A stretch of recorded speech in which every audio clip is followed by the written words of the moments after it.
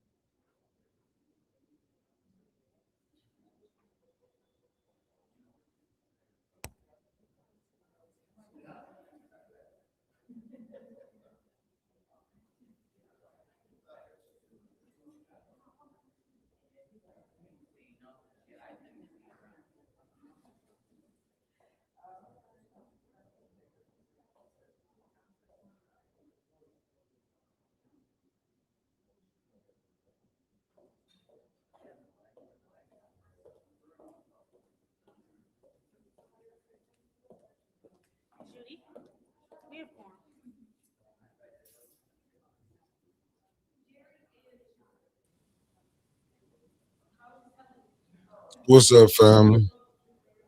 It's Billboard Mick reporting live right now. I'm waiting on. I know they got the wrong what's the name up, but y'all know I'm trying to make sure we got it all together. Let me see who done tapped in. You know, Marcia Tarpet in the building. We on that march for that 10K family. On that march for 10K family, and that's Marcia A. Tarpet, one half of the one third of the firm. I'm almost messing that one third of the firm. Thank you for tapping in. She's a mod in the building. What's up, Concrete Jungle? Thank you for tapping in. Got the lovely Avis Hopkins in the building. What's up, Wanda Smith? Thank you for tapping in, beloved. The lovely sweetheart Shell is in the building. Javier Ellis, what it do? Hey, we are here. Felicia Martinez, the lovely Felicia Martinez. How you doing? The lovely Denise Cousins is in the building. We got the lovely Esther, aka Granny G, is in the building. Y'all can see we here, we here, we here.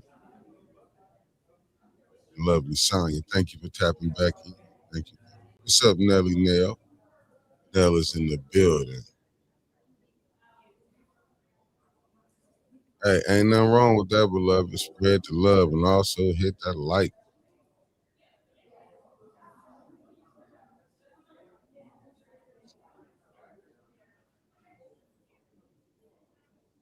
Mm-mm. Oh, thank you, thank you, thank you. The lovely Tasha Lynn is in the building. Loving me. Thank you for tapping back in. Thank you, thank you, thank you. Oh, crap. Devils wear Prada.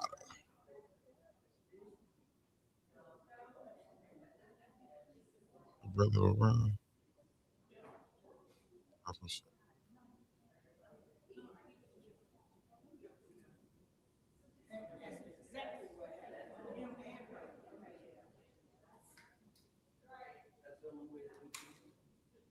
What's up, Common Sense? Thank you for tapping in.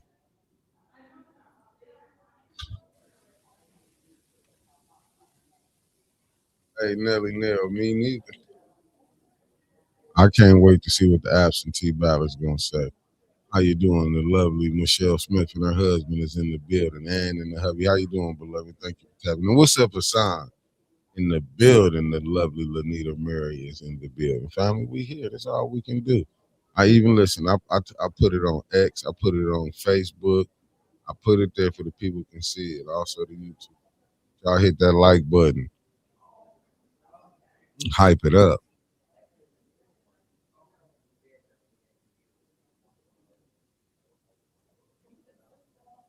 How you doing? The lovely Teresa is in the building. Thank you for tapping in, beloved.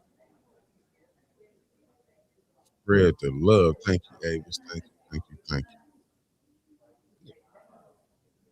He is here.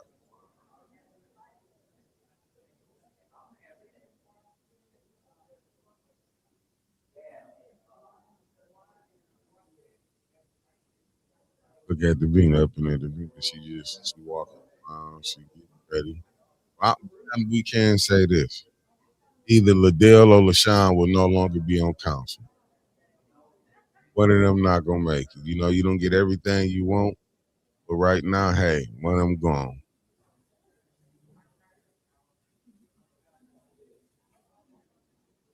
I understand that what you're saying, Nelly Nell. For sure, Denise Cousin. Thank you, thank you. And Candace will congratulate the primary winners tonight. She might.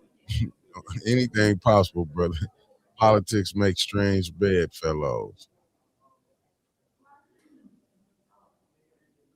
Let me blow it up to make sure it's that Metcalf. Oh, Metcalf came back. Hot damn.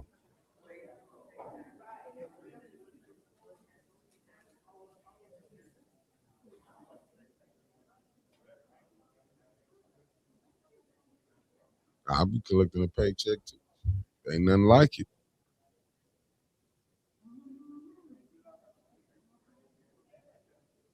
Hmm.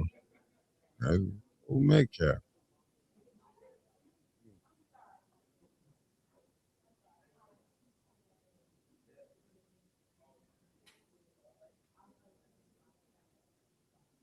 Well, Dennis is back. He finna give it his last. This is it right here. Dennis giving the last give at it.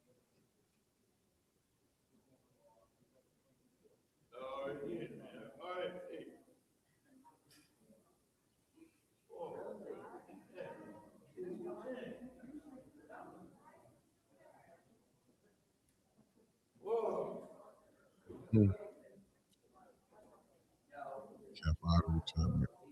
Good evening, new one. Thank you for tapping in, beloved. Mary Davis, thank you. LaShawn should be. I don't think she is.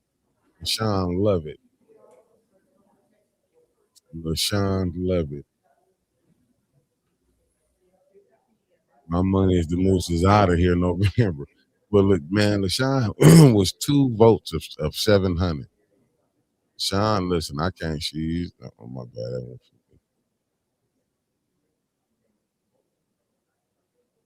I gotta make sure I know this the right one.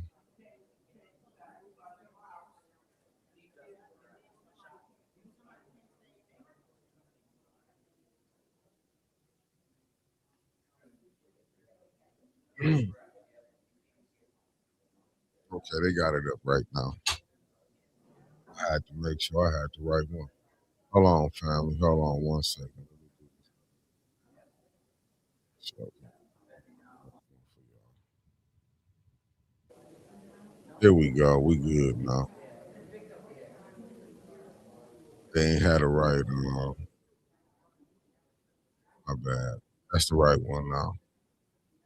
I'll show y'all why. It's August 5th, 2026. It had July 27th. We on the right one, family.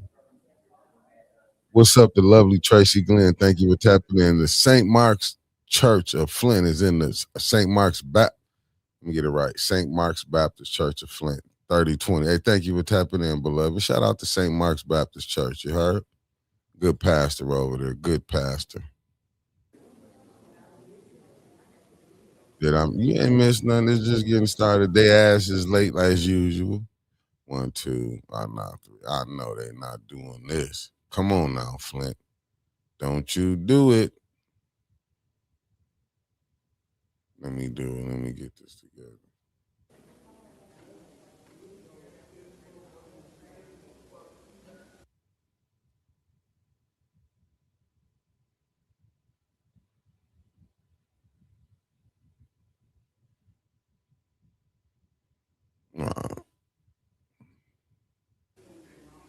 What's up? The lovely Aaliyah Williams is in the building. How you doing, beloved? This young lady right here, she's running as a third. She's running in the third ward. I know they can do better than this right here. This stuff ain't adding up. Well, how you doing, beloved? She's running for the third ward. Monkey, I'm not even finna get into the back and forth with you. However you believe, it is what it is. What's up, Tanya Jones? Okay. Lovely Sherry. I'm finna get out of here, family.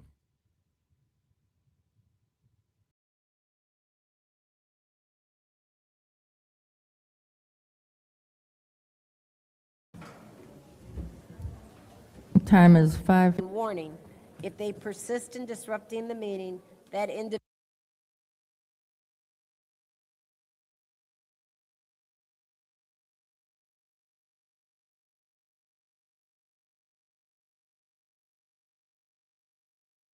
individual will be subject to arrest. Violators will be removed from the meetings.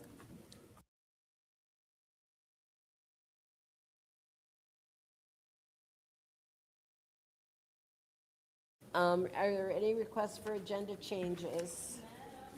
Go ahead.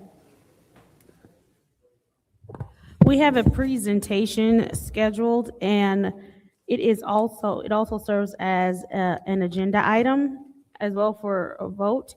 And so I would ask that we move the discussion item up on the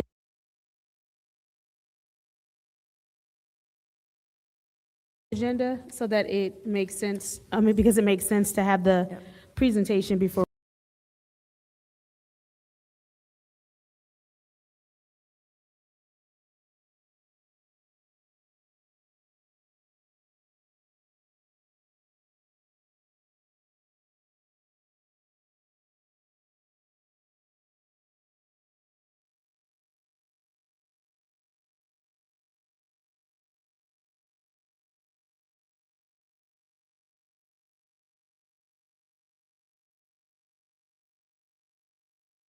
Public comment. Members of the public who wish to address the city council or its committees must register before. David Peachy, 4th.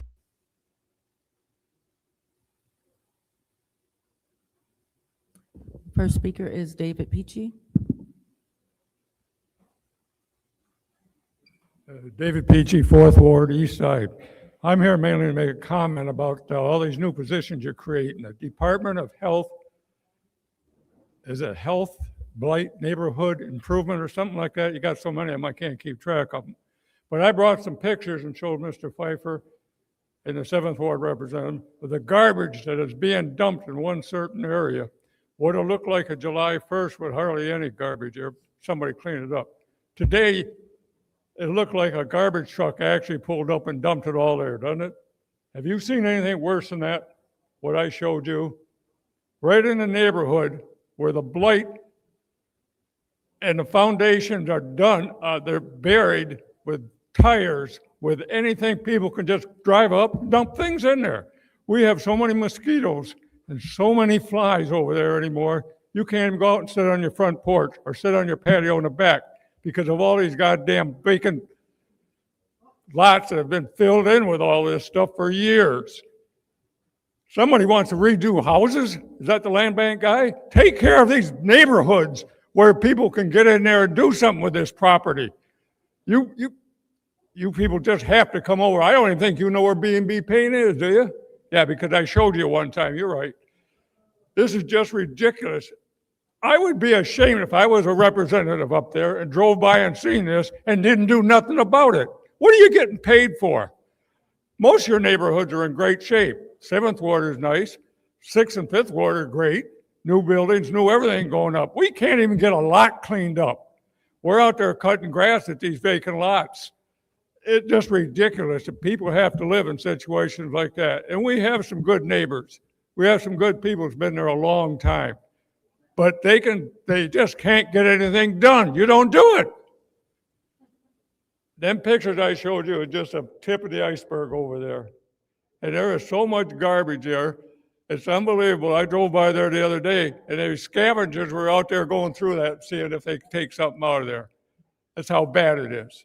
You guys ought to be ashamed to let this happen to any ward. To let this happen to a resident of the city of Flint, you ought to be ashamed.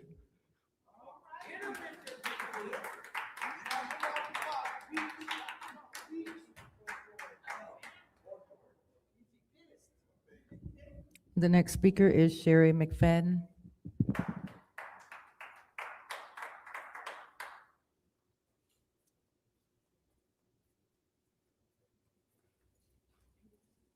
Hello, Sherry McFadden. I'm here on behalf of the brothers and sisters of Oak Park. We have our annual picnic on the 15th. It starts at 12 and ends at dusk. It's free food, bounce houses, you know, the regular things. Hope to see everybody there.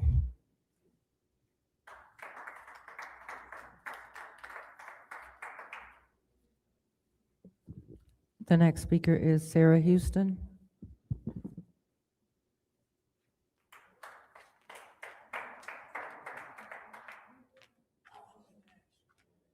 Sarah Houston, 6th Ward. Good to see everybody again. I want to thank you guys for passing for the video thing for YouTube to have access for our deaf patrons. I would ask that you could also, it's a lot. Okay, thank you. I would also ask that you make sure that they are Michigan interpreters that are providing the services and that they are following the Michigan laws that they should be following. Also, to strive to be the best and provide that in-person service, because our deaf patrons cannot participate through YouTube and they should be able to give public comment as well. But I'm happy in the steps that we're taking, and I thank you all for that. I want to congratulate Ms. Johnson on her, I say win, on her win for her award that she's going for. I will take you over Dr. Lewis at any moment and any time. I would like to congratulate Tanya Burns on her eligibility to run for mayor, and she has my total support. And I just thank everybody for all the work that they're doing, and I hope you guys have a good rest of your summer. Thank you.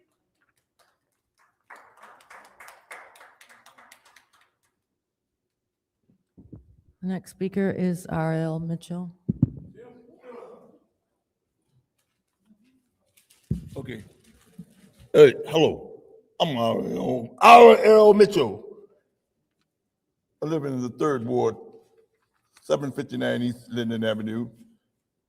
And for the record, I've come out about that 101 situation in Flint, that this new ordinance going on that if you get hurt, injured anywhere in Flint, you get $100,000. If the Biden that you tell the city clerk, Davina, within 10 days, you would get paid big time because of that MLM service that Chief Wiggins set up to getting all them millions of dollars and people's ain't getting the ambulance there on time and people's actually dying from getting to the hospital. And we the people appreciate that this ordinance 101 is in the form that we know that you people's gonna deal with this accident stuff by people. 19 people got killed over there in the jailhouse across the street because of the medication wasn't coming on time, and the sheriff is elected about getting it. But that 101, check it out. Just like the tree program, the funds is there to take care of you people getting injured in Flint, like the dudes with 22 shooting. Same thing. Announce it to the Davina clerk. Within 10 days, you get paid big time. You get your money, whatever. Because you ain't paying for the water, we're gonna get it from the 101. So stay tuned, America. We still with this getting our money stuff in Flint, New York. R.L. Mitchell approved this message. And congratulations, third Ward to your winning. And like I say, hey, 8th Ward, Ninth Ward, Tarzan, anyway, welcome back, man. We're ready to take him down, take him to the bridge, and get him like James Brown. He don't know karate, but he knows karate. Payback. How about that, America? R.L. Mitchell approved the message.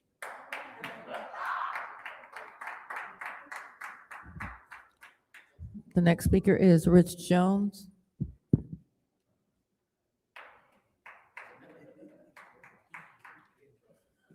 Hey, how y'all doing today? As I said the last time I was up here, I was on a mission to mobilize the city of Flint to stand up and fight for 3,000 jobs on that Buick City work site. And I heard some horrible stories out about how some of our citizens are living. There's a woman who has been living in a house with lead in it, and her little baby is now lead poisoned, and she still have other little kids in that house, and they're having problem with the abatement program as far as whatever that is. And it's just a lot of sad stories that I've been hearing. A lot of sad stories.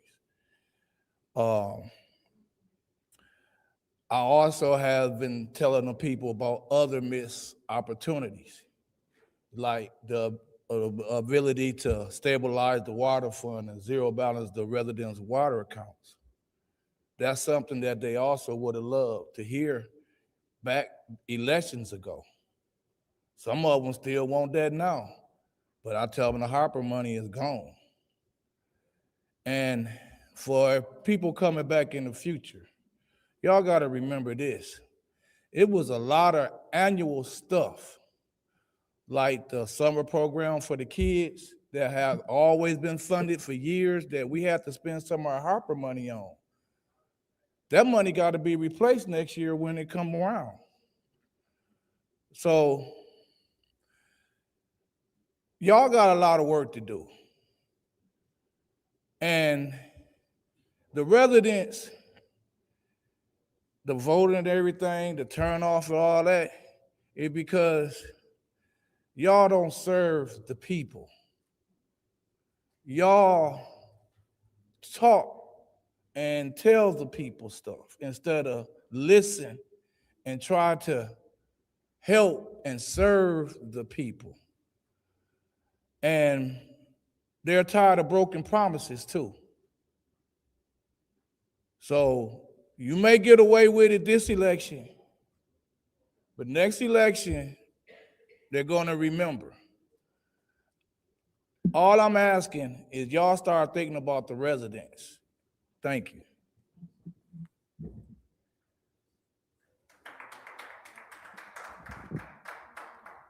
The final speaker for this meeting is Beverly Biggs Levy.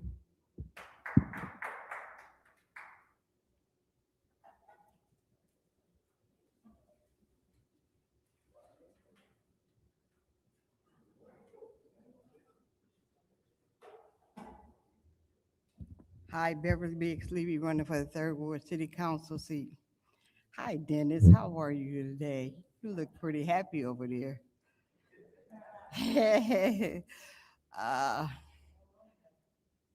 Leon, I told you you was gonna get busted. You big dummy.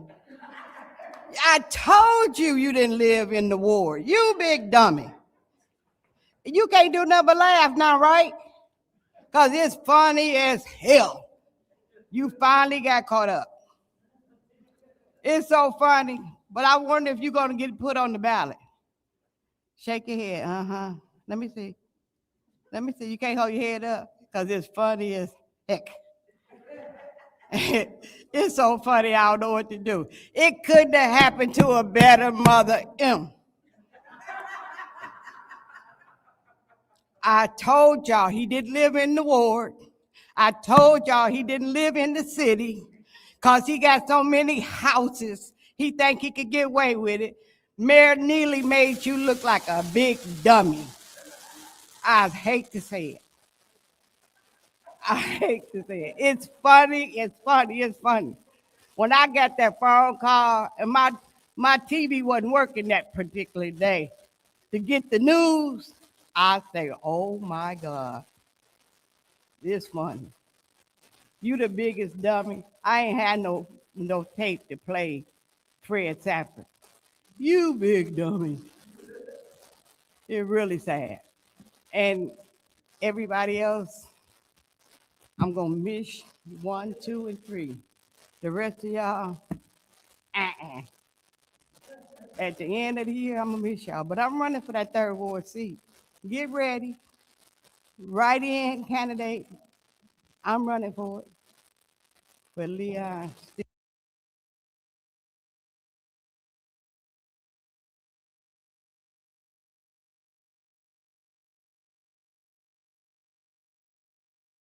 Still, you the biggest dummy there is. Have a good one.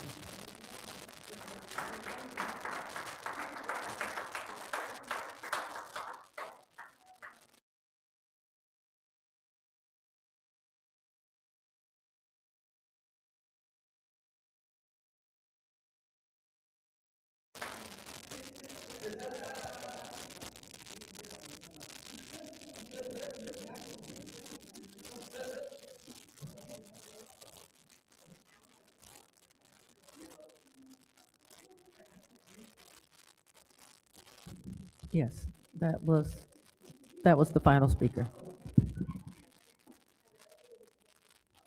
It is now time for council response. Council members may respond once to all public speakers, only after all public speakers have spoken.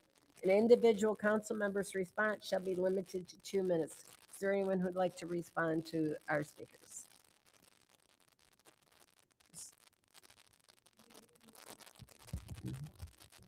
Go ahead. Thank you, Madam Chair. I do, first I want to thank all of you for being here and being engaged in the process.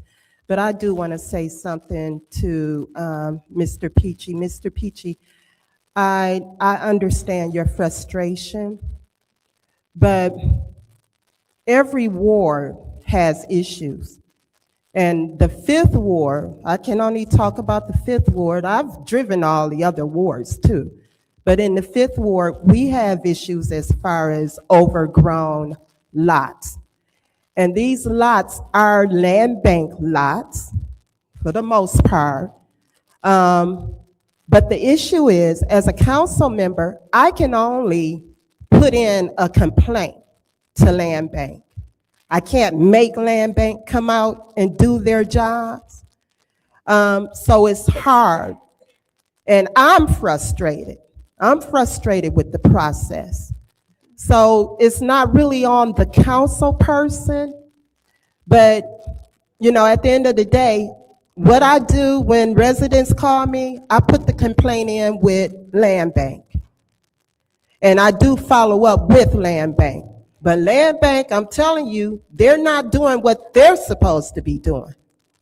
And Rich Jones, I hear what you're saying, but at what point should the residents stand up and do for themselves? We do our jobs, at least I do, I answer my calls. But the residents have to be present too. This chamber should be packed. All of the issues that we've had, the chamber should be packed with the residents. So they got to stand up. They didn't even get out and vote. We had a good voting turnout, but it wasn't high enough. So, thank you. Thank you. Anyone else? Anyone else? Anyone else? I'll take my time then. Mr. Peachy, Miss Winfrey Carter couldn't have said it better than myself. I do know about that property. I have reported it to the land bank. I cannot control what the land bank does. I have had multiple complaints about property on Leaf Street owned by the Flint Housing Commission. I can't do much with that either. It was brought to the mayor's attention today about the issues because I haven't been able to get anywhere with the Housing Commission. Hopefully that can help. So I am aware of what's going on in our ward. I don't drive every street every day. I drive it probably every street probably 3 times a year. But there are streets that I know are problems, and I drive up and down those probably once every other week. So I know what's going on. I have followed our NSL officer and seen them pass things that I think should be addressed. And I reported that to the mayor this morning as well. So we are just the council. We are the legislative body. We are not the administration. We can't control the administration. We can't control the land bank. We can't control the housing commission. All we can do is beg. Thank you. It is now time for the consent agenda. Oh, excuse me, nope. It's now time for our presentation from Soberhood. It's let me go to the page. It's a 15-minute discussion as requested by President Mick810 in order to allow for a presentation about Soberhood. Ms. Mick810, would you like to? Thank you, Madam Chair. We had someone come before us last committee meeting talking about some of the wonderful work that they've been doing here in the city, and they are requesting some of the opioid dollars. And so we wanted to make sure, because none of us up here are immediately familiar with the organization, that before we voted on it, we gave the organization an opportunity to do a presentation explaining some of the work they've done in the past and some of the work that they hope to do should they be awarded opioid dollars. Please introduce yourself. Tell us a little bit about your organization.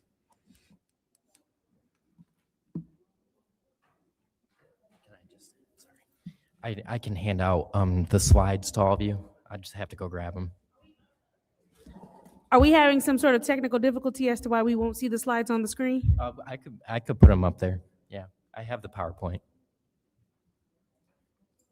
We'll take the slides if you already printed them off. No need to waste trees, but we still want to see it on the screen. Yeah. So that. So what's left in the audience can see the screen. Thank you. We'll wait a few seconds while you get that together.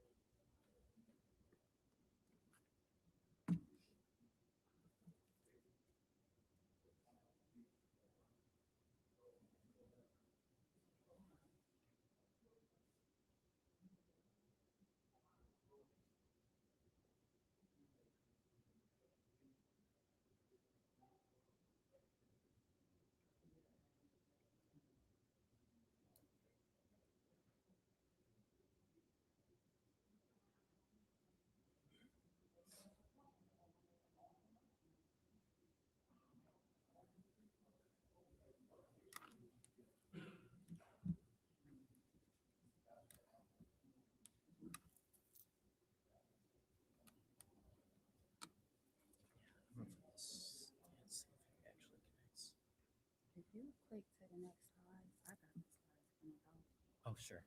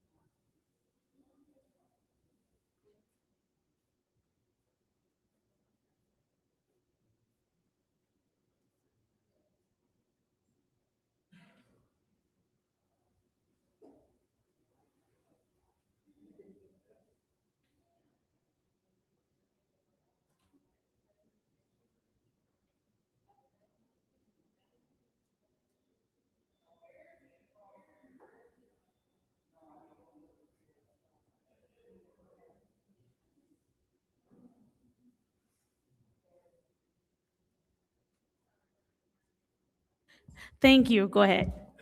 So my name is Jocelyn Millender.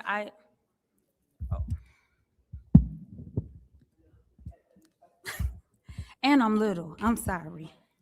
I am Jocelyn Millender. I am the executive director and founder of Soberhood. When I came here the last time, you all asked who exactly I am. And so what I provided on today was a folder that I give in presentation and networking. And that folder has a bunch of information about our program and what we offer. But not only that, but the first page of that is my why. And part of that why explains how I came into Soberhood. I'm originally from New Jersey. I watched my mom survive abuse. Not only that, but her twin sister come through substance abuse, and my uncle. My sister then fell into substance abuse. I watched her get clean and sober. And then my niece fell into sobriety issues, substance abuse. My sister unexpectedly passed away 3 years ago. And in her passing, I then became the guardian of 2 children that are disabled currently. They have fetal alcohol syndrome and a gamut of other issues. So that is my part of my personal why, but I am a local area minister here and I serve at New Creation in Flint, Michigan. Through my time serving in New Creation, and in my professional career, I have done billing, coding, and my billing and coding turned into me becoming a community health worker. Becoming a community health worker allowed me to marry my passion with my job. And so I wanted to share that part. You can go to the next slide. What I'm asking for is to be funded as Soberhood is a community-based recovery pathway. We reach women, mothers, and children as they navigate sobriety. We seek out victims of human trafficking, domestic violence, sexual exploitation, with a heavy emphasis on addiction. Through my work in my professional career and through outreach efforts that I provide through my church and the local community, we have 3 initiatives, 3 big pushes. One is reach, one is connect, and one is stabilization. Those of us that live here in Genesee County, we recognize that Genesee County has one of the highest overdose rates in the state, that Michigan itself has a higher vulnerability, and the city of Flint is vulnerable as well to substance abuse and opioid crisis. We recognize that this is a local issue, and that while there are many initiatives that serve at a corporate level or overall, there needs to be smaller grassroots organizations that meet individuals where they are to be able to help provide services. For us, we focus on women and mothers because we recognize that they face compounding barriers to recovery. Many mothers suffer with what it looks like to go in recovery and leave their children. What does that safety look like? We also recognize trauma. All of us have experienced some level of trauma. We recognize that basic needs, poverty, is a huge indicative factor for why people fall into substance abuse and trauma. Motherhood. For those of you that are mothers, you know that that job is never ending.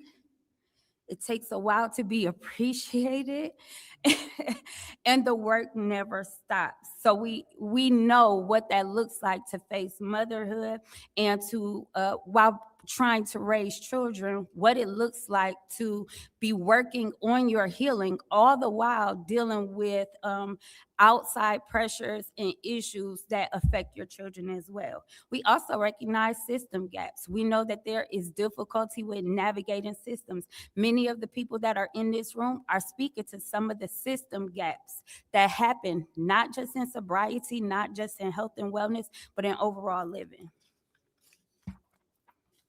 Soberhood fulfills the space between crisis and lasting stability. We recognize that when people are in crisis, they experience unsafe conditions, unmet basic needs, isolation, stigma. What we attempt to do through Soberhood is to have trusted outreach. We go out every 3rd Saturday in the month. I have sat in these meetings. I have heard people complain about the travel in Dordt Highway, some of those areas. Those are the areas we target. We look to provide stability. We look to help make sure that their goals are completed, that recovery is sustained, and that families are strengthened. I talked about the initiatives of Soberhood. One of them is the Reach and Rise Collective. That is where we go out every 3rd Saturday, and we provide other outreach efforts as well.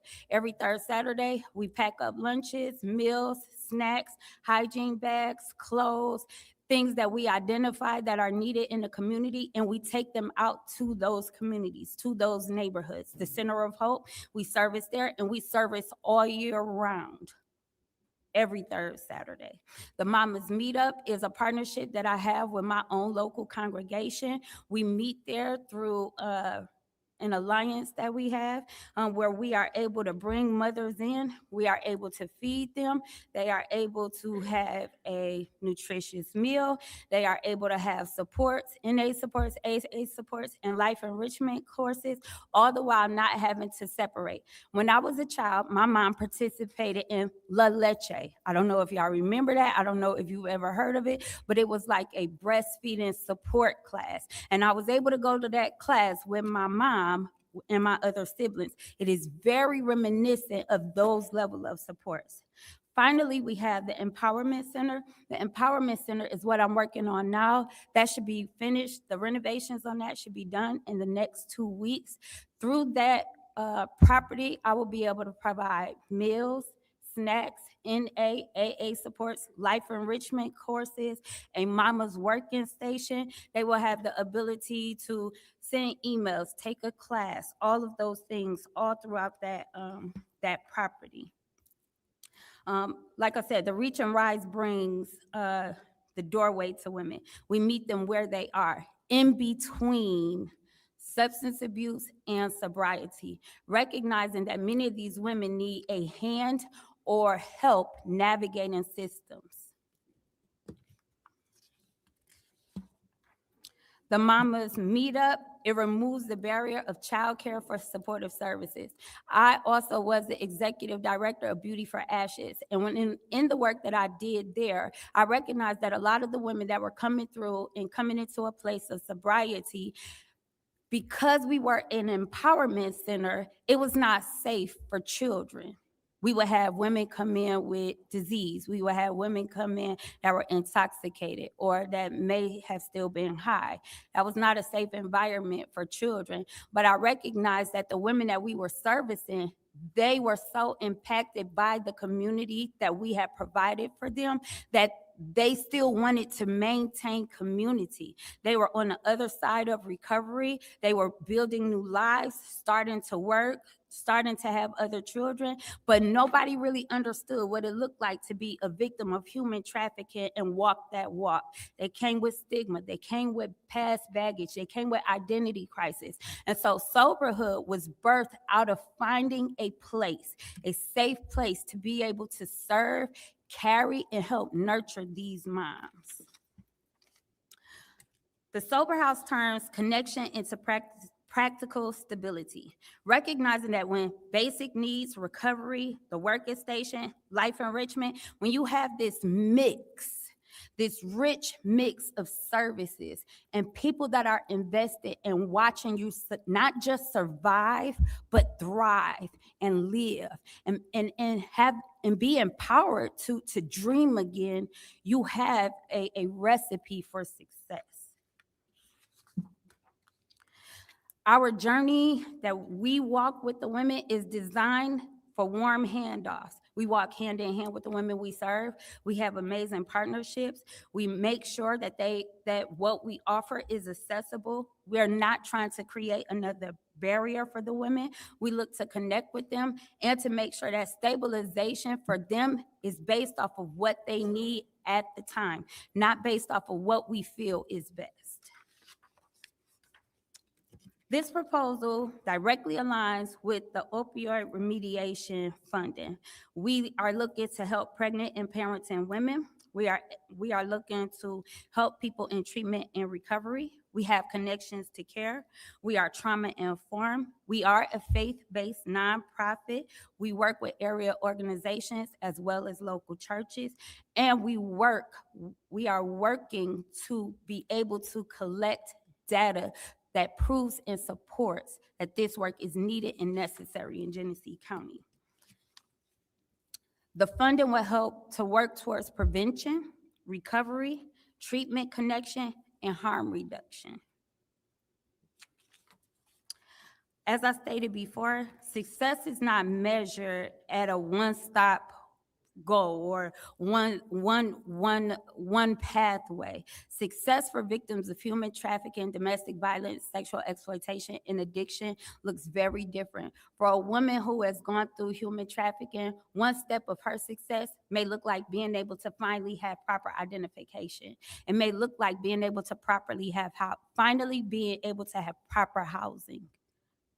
For one woman, it may look like being able to be in a stable home with her children for 6 months.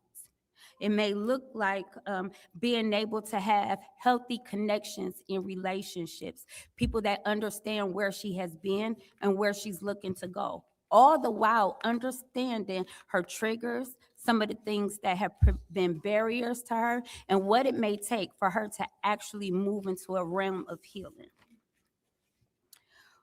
Because of my work as a biller and coder, I recognize the need for data. Not only that, but because I was a community health worker, I recognize the need and for that, not just successful data, but being able to recognize social determinants of health. which is what a lot of our backgrounding, paperwork, and being able to identify our girls works towards. It works towards being able to identify the barriers that keep them from living successful lives. Our target goal is to be able to engage 5 women in 1 week. We will be open Monday through Friday, 9 to 5. We are looking to support 2 or more children every week. All of our participants will have a needs assessment that they take when they come into the facility. But not only that, but we use that needs assessment to track not only the goals, but the care that they receive and who they've been handed off to. We're not looking to reinvent the wheel. We're looking to expand partnerships and our reach. Part of our NA and AA supports will be taken on by the Recovery Alliance Project. They have peer coaching, support groups, and training, and have the ability to train us.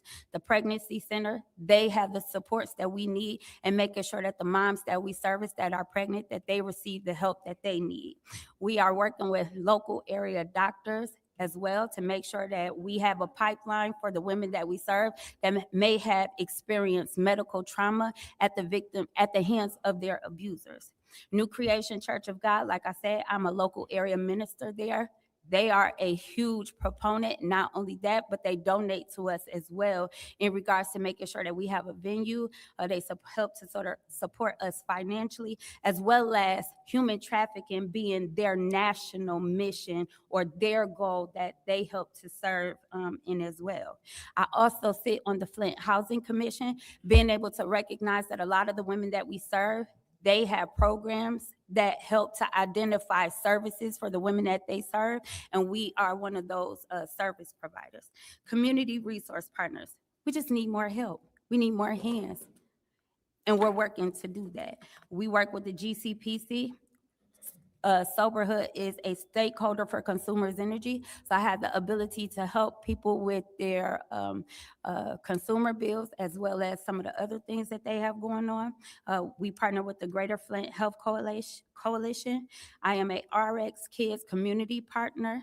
I work with Catholic Charities and their prevention specialists, the COC, and I'm a referring agency for the YWCA.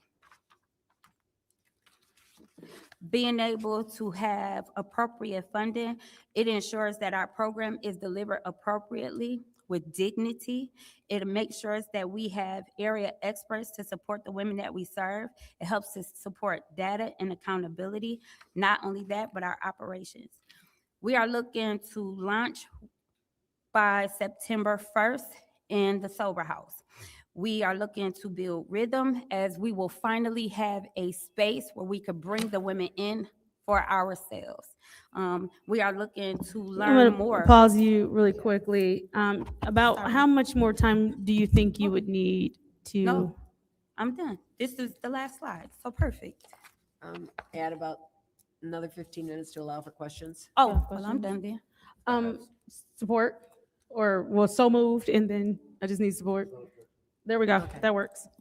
Without objection, we'll add another 15 minutes so that we can have time to ask questions. Sure. Go ahead and continue.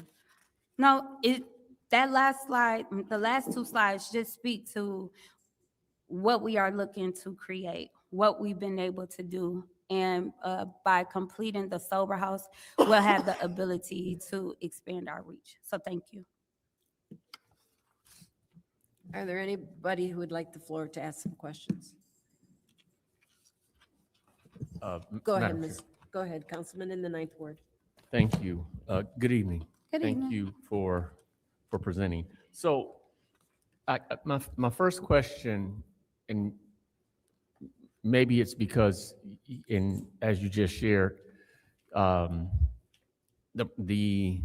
property is still under renovation. It will be done in 2 weeks. It'd be done in 2 weeks. Yes, sir. Now, I have worked with the likes of women's shelters in that, especially where, abuse may have been a part of the history of those women. Yes, sir.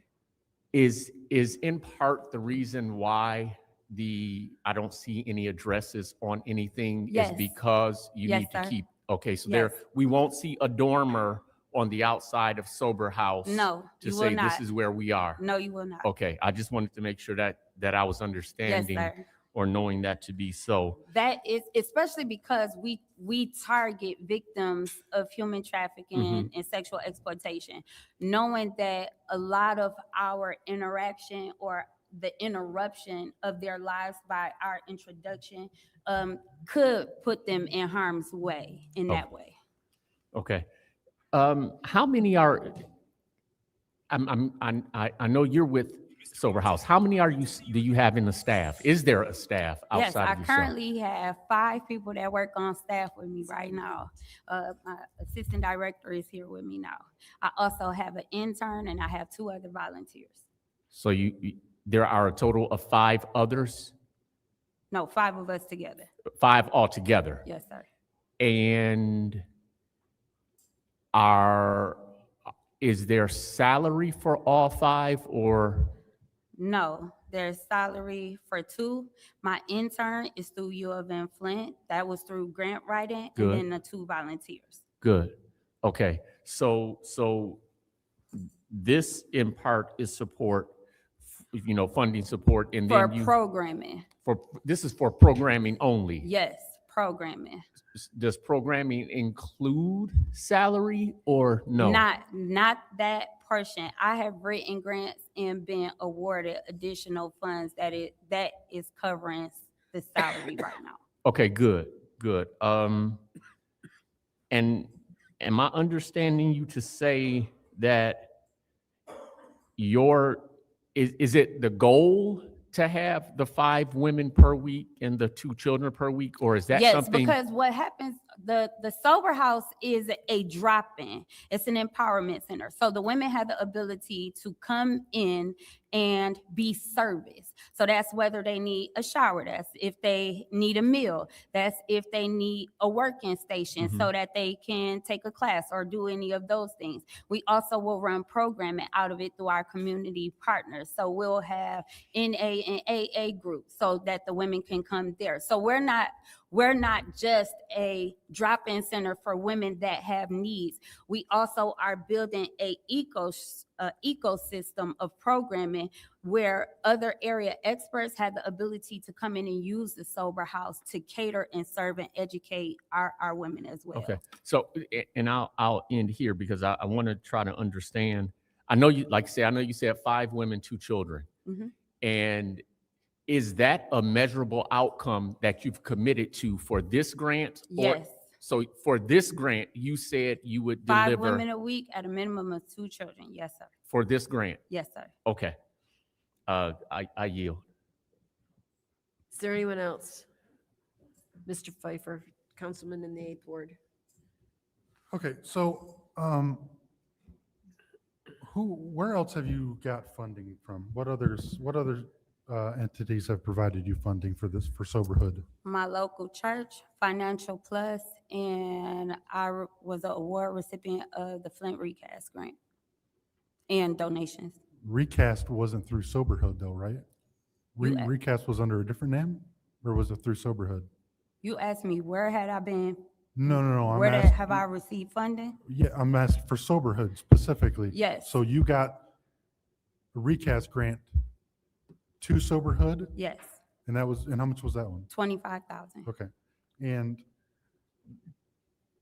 because this budget you gave us said that you got 135,000. That was the projected budget that I'm working towards, not the overall budget. Okay, so how much have you got to date? Roughly, I think about 35,000 budget. Okay, so how are you going to fill the $100,000? I'm still grant writing, waiting on funds, and seeking donations. Okay.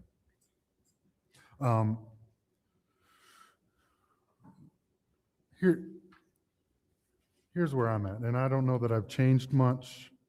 Looking at all your packets, this is great information, and I think that it's a lot.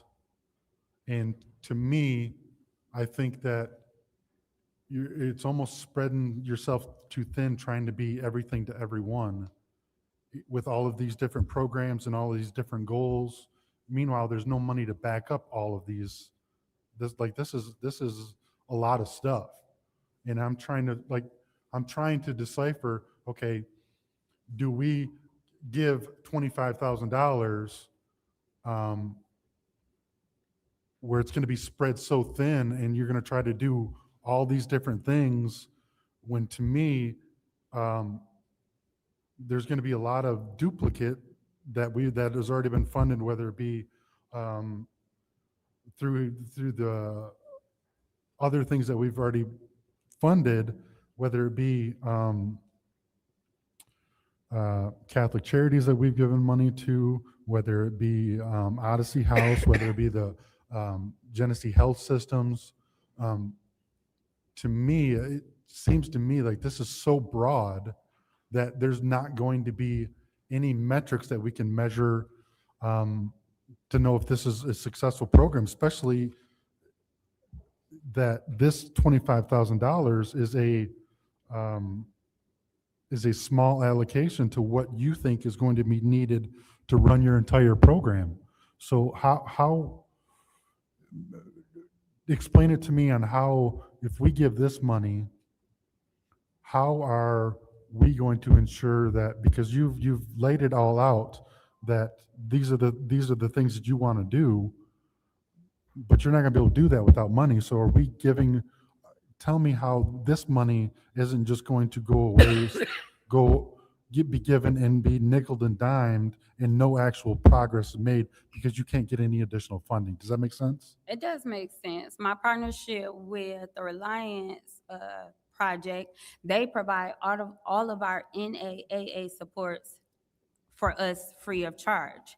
They are a grant-funded recovery community organization that has decided to partner with us to provide us prevention specialists and coaches.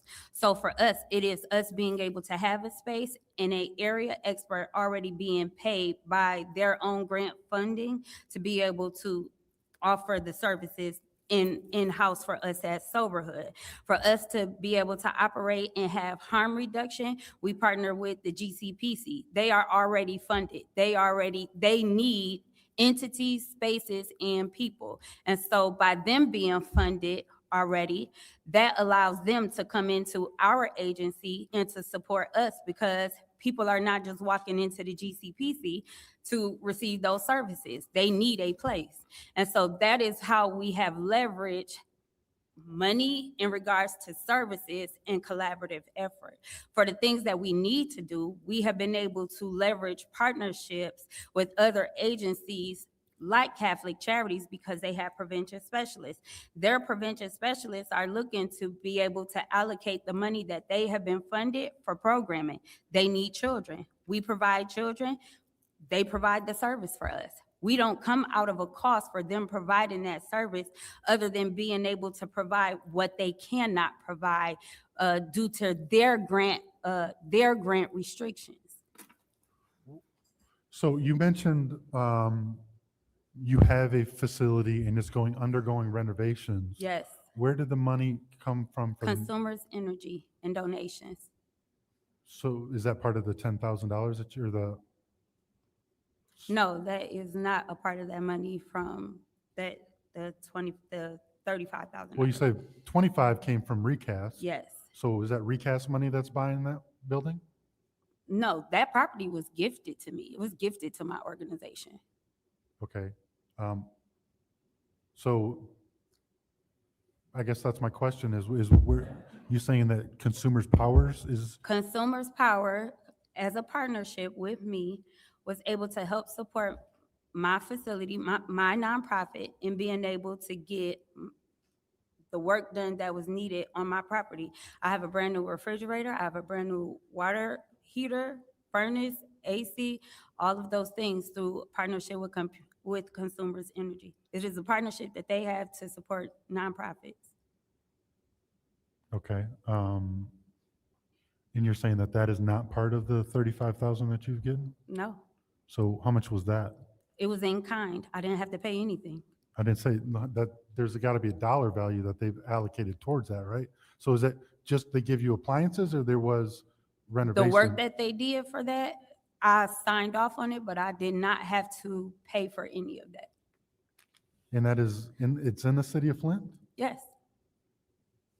It is a partnership. That's why I'm a stakeholder with No, I'm consumers. asking the building is Yes. in the city of Flint. Yes, sir, it is.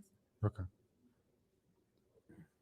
But that's also like one of the services that I provide, that people that are experiencing heat loss, problems with not having hot water, that through me being a stakeholder in a nonprofit, I can refer people to consumers energy to have those services provided to them. So so you mentioned referrals. How are you going to refer people for addiction when you're not licensed to?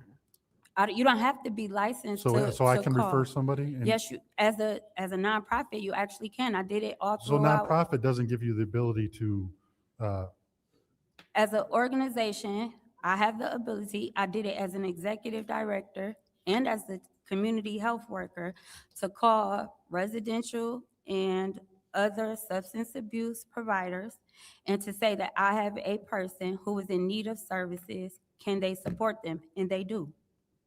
You don't have to be licensed to do that. thank you, Madam Chair. I have no further questions. Thank you. Is there any other questions? Go ahead. Good, Thank you, Councilwoman in the Madam Fifth Chair. Ward. Okay, and maybe I missed it during the presentation.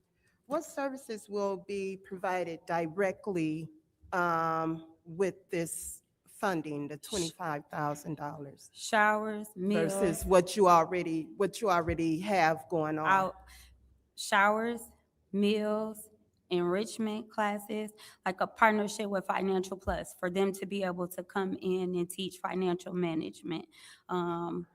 Supports for parenting through YOLO, which is a maternal and breastfeeding agency here in the city of Flint. Services with Involved Dad, where we have the ability to support moms that have been the victims of domestic violence. They will be able to do their laundry there for free. They will have access to a pantry. They will be able to, those types of things. Okay. And maybe I'm off base here. What safeguards are in place to ensure that the opiate settlement money is being used or being spent for eligible? Through harm reduction, the harm reduction supports that we will offer. And not only that, but the additional NAAA supports. Okay. All right, maybe I need to listen. You guys had this, last council? Oh, okay. Okay. I need to read all the information that I do have. Thank you. I just got it today. Yes, I ma'am. have no other questions right now, Council. Is there anyone else? Anyone else? Madam Chair, Go ahead, Councilman in the First Ward. to the speaker, I think you might have mentioned it earlier, but could you tell us how many Flint residents are expected to be served? I think the average work in the numbers is like 780 in a year. 780 Yes, in a year. in a year? Yes. I'll order an additional 10 minutes without objection. Go ahead. And then does the service and program that you guys are proposing fill a gap in the community? Is it duplicating or will it complement like other agencies? As one of my colleagues mentioned that does similar work. It will complement other agencies. I will say that in doing this work, there is not another drop-in center for women and children in the city of Flint. There is not. Soberhood is one of one. Okay, that's all I have. Thank you. Anyone else? I'll take a few minutes. I know not denying that this is not needed. As a family who has been afflicted with substance abuse with you lose your children. And then in order to get them back, in many instances, you have to jump through many, many hoops to get your children back. Luckily, my family has all been reunited with their children and have become very successful. So one, I don't think had these support services, but she was determined to make a success out of her life. She begged me to take her oldest child. And she was determined to make a go out of it, and she has become very successful. I'm very proud of where she is today. My understanding from my initial conversations about this program was that it was going to be residential. It is not residential. It is not residential, although we will offer 24 to 48-hour emergency housing, which through my partnership with the Y as a transition. So they'll have emergency ability to stay in that house overnight, but not much beyond that. Yes, yes. That is something that came about because of my work with Beauty for Ashes. When I would call to say that I have a person who is in need of safety, there were times that the Y at the moment wouldn't have a bed. And one of those major gaps is, I'll have a bed, but I don't have one now. What can you find a interim in that space? And so in having conversation with my partners at the Y, it was best needed or best suited that we be kind of like that transition middle ground as they seek safety, whether that is them being able to go into the Y, whether that is them going into Licata, or whether them being able to be removed and go out of state. Okay. And then this is actually in a residential area, correct? Yes. And I think it's in the 8th or 9th ward. 9. Yeah. So who will be at the house during the day when the services are available? You Me. will be. Yes. Do you work a full-time job as well? No. I also support Prison Project Prison Project is the only 24-hour long-term residential program that supports minor girls that have been trafficked. So I work remotely in supporting them as we transition girls out of their program. So I have the ability to still support them and still work from, to support the, yes. A big part of that is being able to, once these girls graduate from Prison Project, the state only covers aftercare services for them for a year. They still only may be 17 years old. They may still be in foster care and live in IRL, independent living. They then come to me and I then support them as they transition into adulthood, although they are foster care, they are foster children, but they have no supports, they have no family. And so we become that community for them. Okay, now, so consumers purchased laundry machines, Yes. washers and dryers? Only one set? Yes. Okay, you're only serving 5. Yep. At a time. And then, what was the other, I had a question. How are you going to be able to provide the pantry? Are you going to be purchasing food? Donations. Donations? Yep, donations. We started receiving donations of diapers and wipes and laundry supplies, toilet tissue, clothes, things like that to help support moms, babies, women. So that wouldn't include food or formula or things like that? No, ma'am. Well, wait, in the pantry or donations? In the donation. pantry? Yes, ma'am, it would. Okay, so you're hoping to get some good quality nutrition? Yes, and ma'am. Donations? Yes. All right, thank you very much. I appreciate that time. Are there any other questions? If not, I'm going to close this time out. Thank you very much. Thank you. We'll now go on to the consent agenda. I'll entertain a motion to approve the consent, to send the consent agenda to council. It's been moved by the councilwoman in the 7th ward. Is there support? Supported by the councilwoman in the 3rd ward. Are there any separations? I can't speak English today. Go ahead.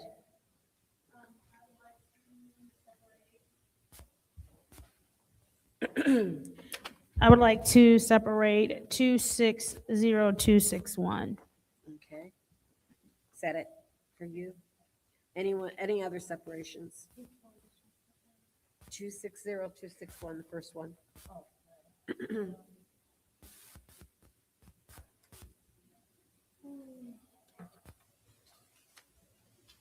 Are there any other separations? Yeah, I'm gonna separate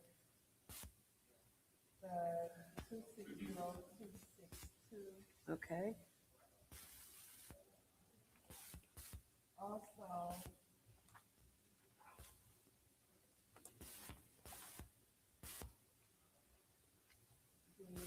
the 260269. Okay. Are there any other separations? 269 and 262. Are there any other separations? Seeing none, the consent agenda will include the following resolutions. 260263, grant acceptance, State of Michigan funding for debt book financial management software. 260264, extend the contract with Lurvy Construction for Phase 1 of the South Building lower level office renovations. 260265, change order number 9, BS&A software. 260266, approve a 1-year extension with Mick810 Electrical, Lighting, Square D, Allen Bradley Supplies and Repair Parts for DPW. 260267, contract Wade Trim, Engineering Design Services for Sharp Manor Water Main Replacement Project. 260268, contract with Complete Auto and Truck Parts Incorporated, DBA Complete Towing Service, Police Department Towing and Storage Services for fiscal year 27 and fiscal year 28, with an option to extend 3rd year. Roll call, Madam Clerk.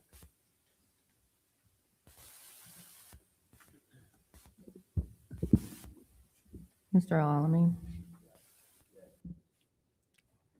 Dr. Lewis is not in. Ms. Johnson? Yes. Ms. Priestley? Yes. Ms. Winfrey Carter? Yes. Ms. Burns is not in. Ms. Mashat? Mr. Pfeiffer? Mr. Jarrett? Yes. The vote is 7 yes, 0 no. The vote is 7 yes, 0 no. Those will be sent to council.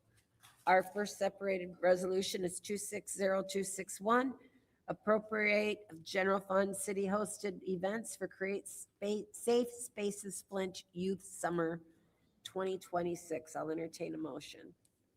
I'd like to make a motion Yes. to move to council, resolution 260261.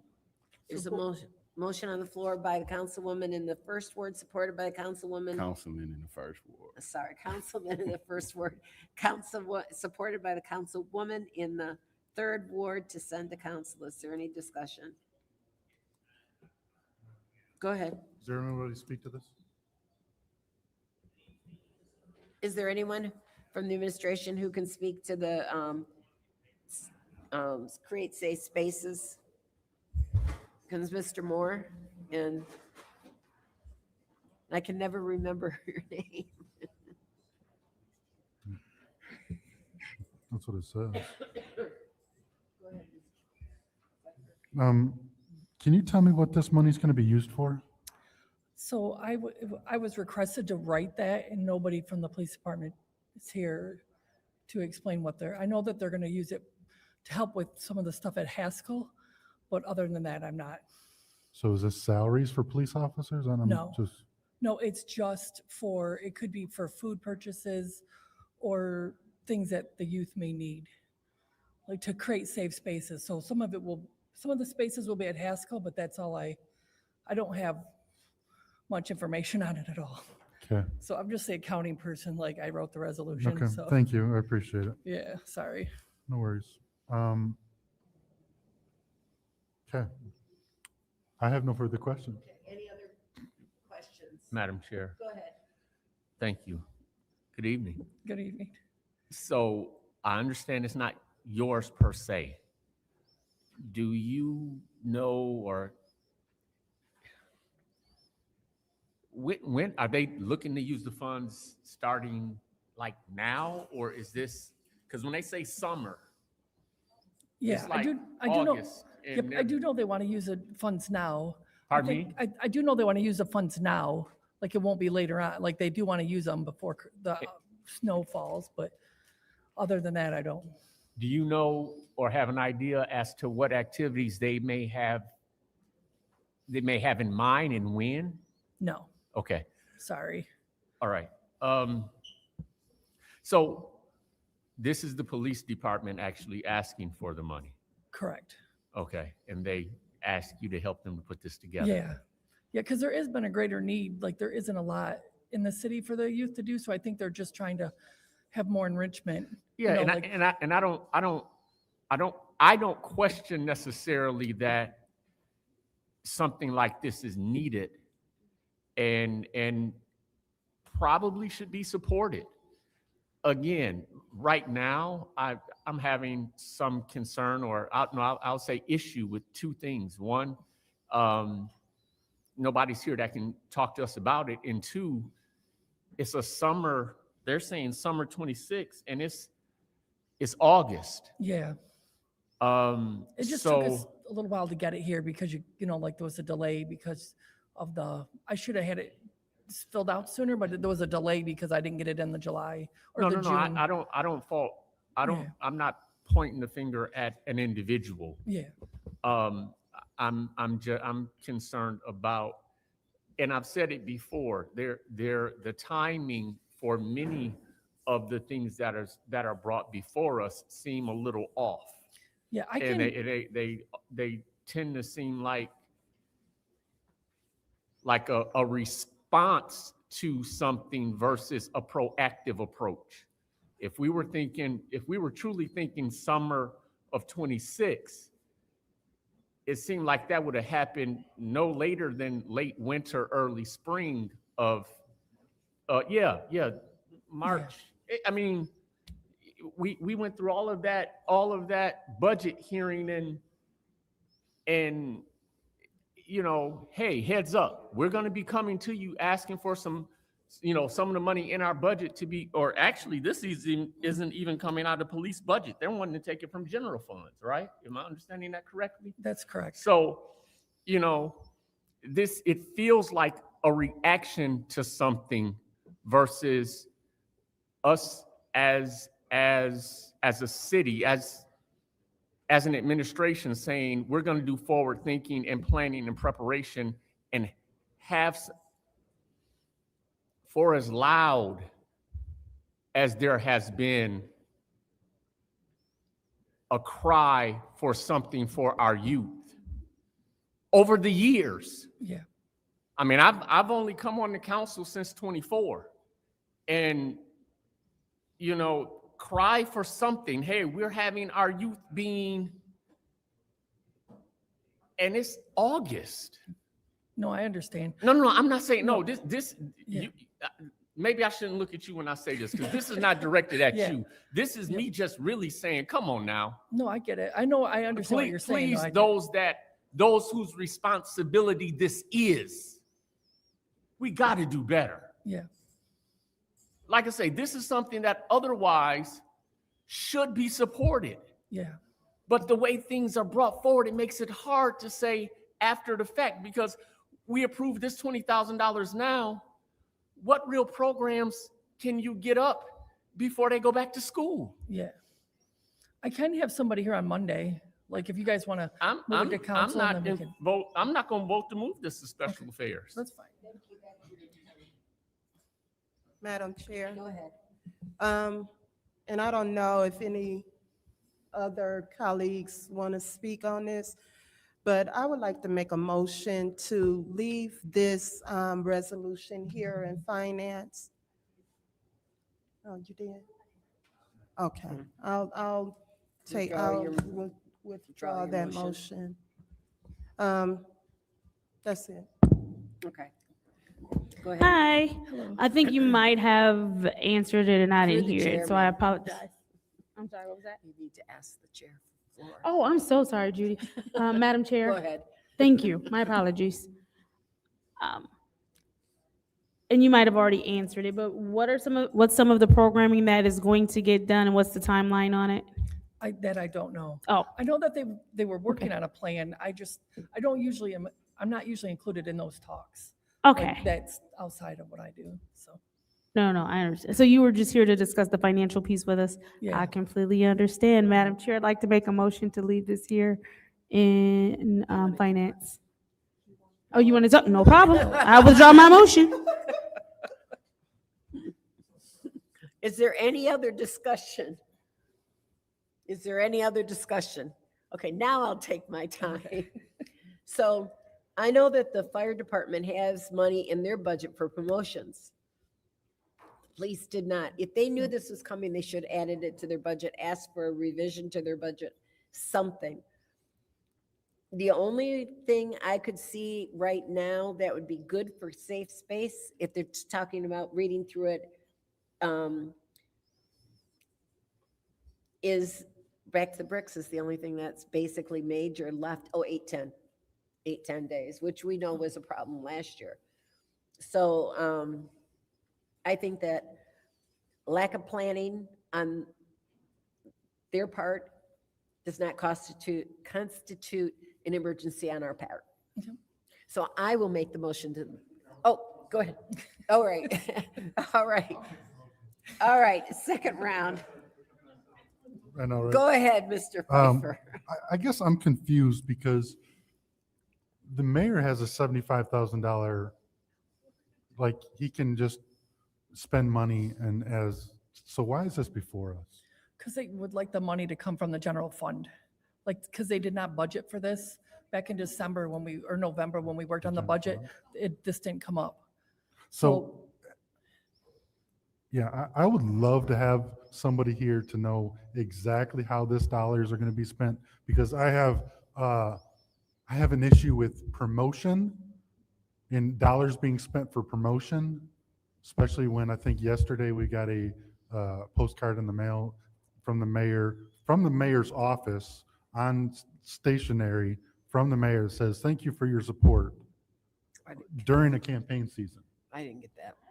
Yeah, I didn't well, get that. so I think it was addressed to my wife because I don't think they would have sent it to me. You got one? Yeah, so you got one too. So like I got a hard time approving dollars for promotion when the mayor's office has money to spend sending postcards or letters out saying thank you for your support on company letter or on city letterhead. So that's my issue with this. I want to know exactly how they plan to promote and how these dollars are being spent. I'll let them know. Tell them they gotta get a Thank plan. you. With that being said, I'll make a motion.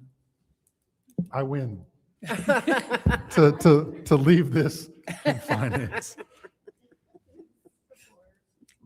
The council motion to leave 260261 in finance made by councilman in the 8th ward, supported by the councilwoman in the 7th ward. Roll call, Madam Clerk.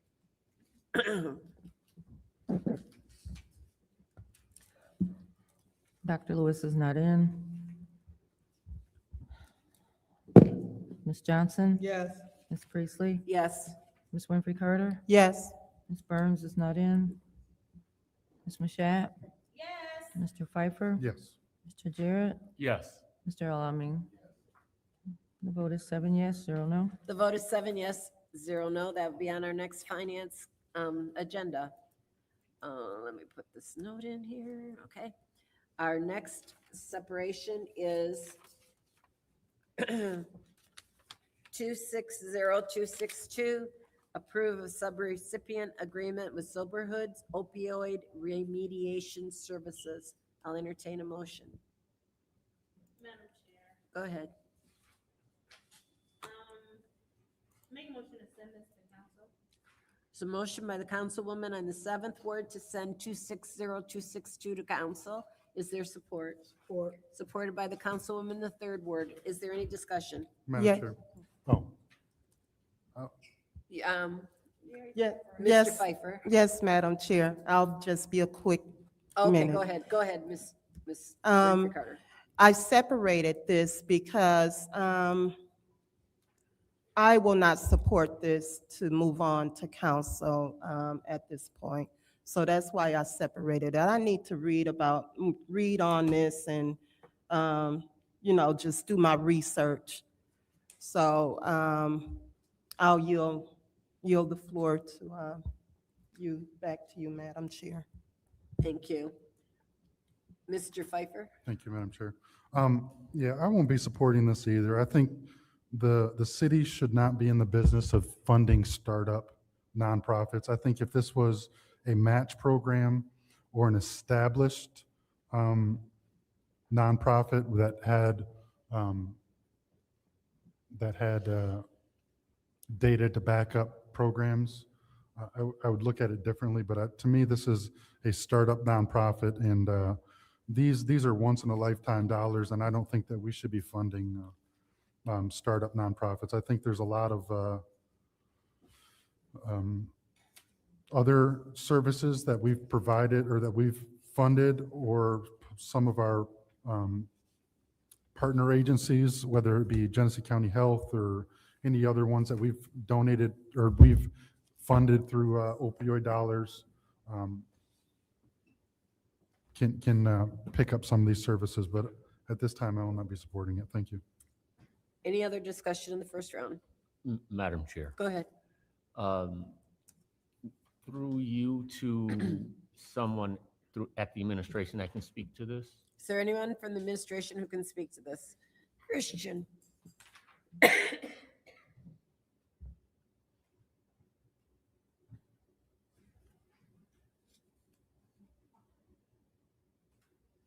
should put him on notice case. Yeah. Good evening, Christian. Hi, good evening. How did this request come forward? Was there an RFP that was issued and this was in response to RFP, or how did this come about? No, there was not an RFP. The proposal was submitted through the mayor's office. Okay, so I'm going to say it like this, and I don't mean it to be this blunt necessarily, but somewhat of an unsolicited request. We weren't requesting proposals. It was just brought forward, hey, I have a program that I believe would serve the community well, and I'm requesting sponsorship or grant dollars. I wouldn't disagree with that categorization. Okay.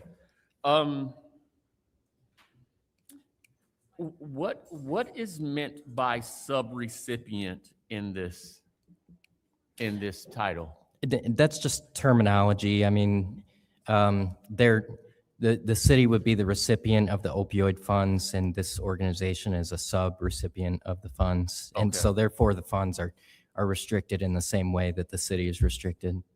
Okay, so not necessarily that they're working through another agency, because No. I saw sober house written into the one of the lines on here, and it's not that they're necessarily, the funds are flowing through sober house, but their services are in collaboration with sober house. Correct. All right. Yes. Okay, that's sort of the clarity that I wanted. I don't have anything further. Thank you. I yield. Thank you. Anyone else? Oh, Councilwoman in 7th Ward. Thank you, Madam Chair. So I think what I'll do, just to give my other colleagues who are absent an opportunity to weigh in on this, I will go ahead and make a motion to leave it here in finance. There's a motion on the floor to leave 260262 in finance. Is there support? Support. Supported by the councilwoman in the third ward. Roll call, Madam Clerk.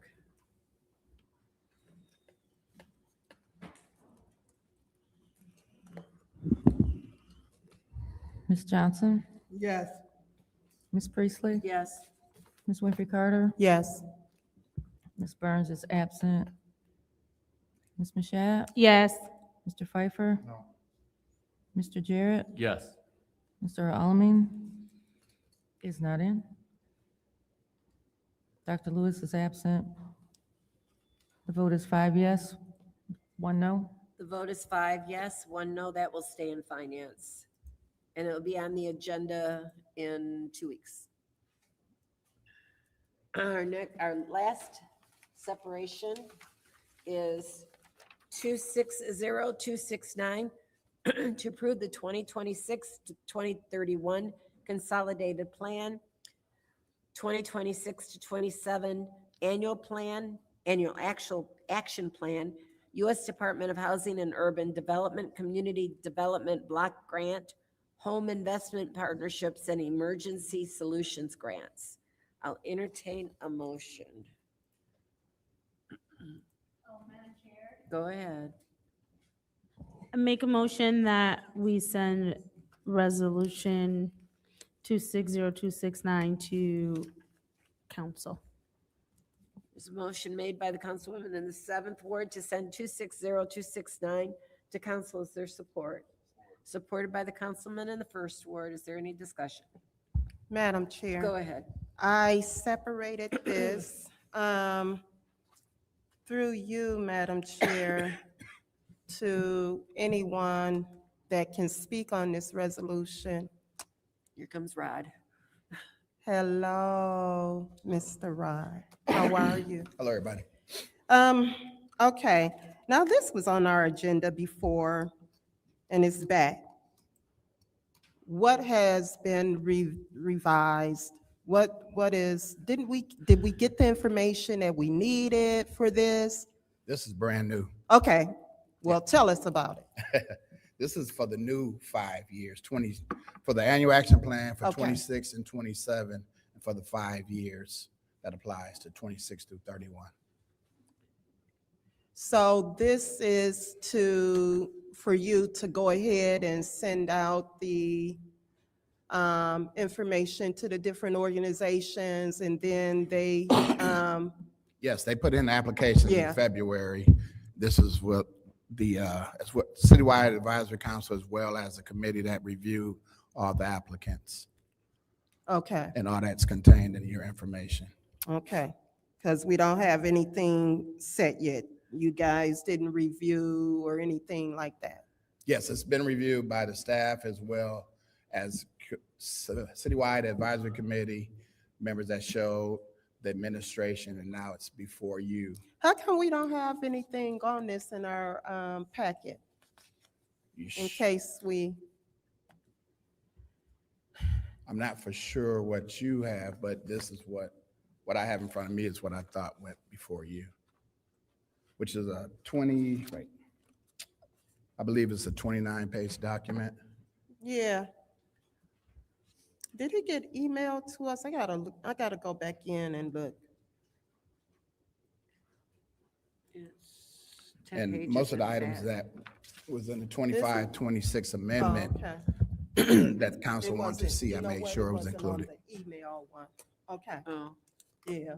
okay, yeah, it's the last 10 Okay. pages. Okay, I'll yield my time. I'll yield. Is there any other discussion in the first round? Any other discussion in the first round? Any other discussion in the first round? Hearing none. This is the vote to send 260269 to council. Yes. Oh, second round. Thank you. Any discussion in the second round? Madam Chair. Go ahead.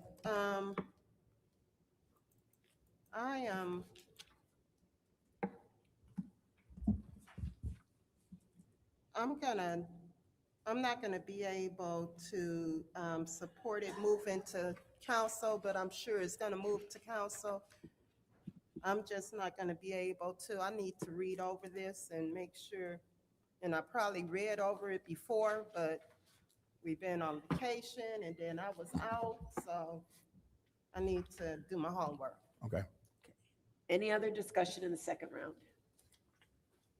Any other discussion in the second round? Seeing none, this is the vote to send 260269 to council.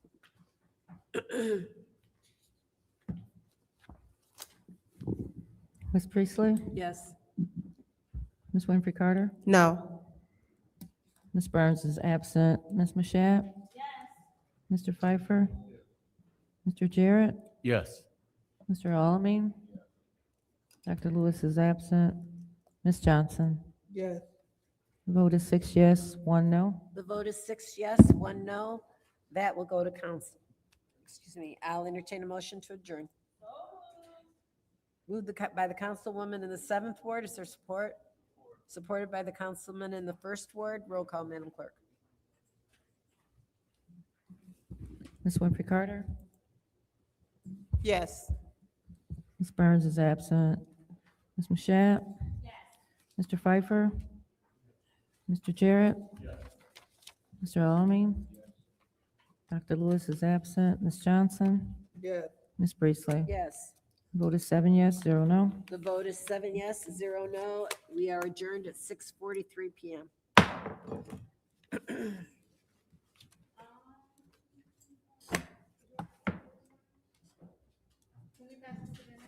Absolutely.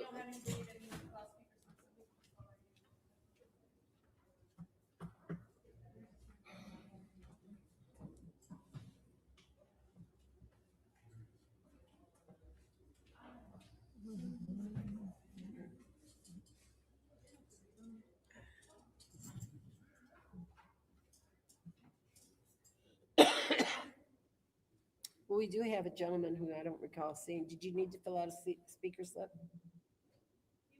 Oh, he was back there. Okay, I didn't see him.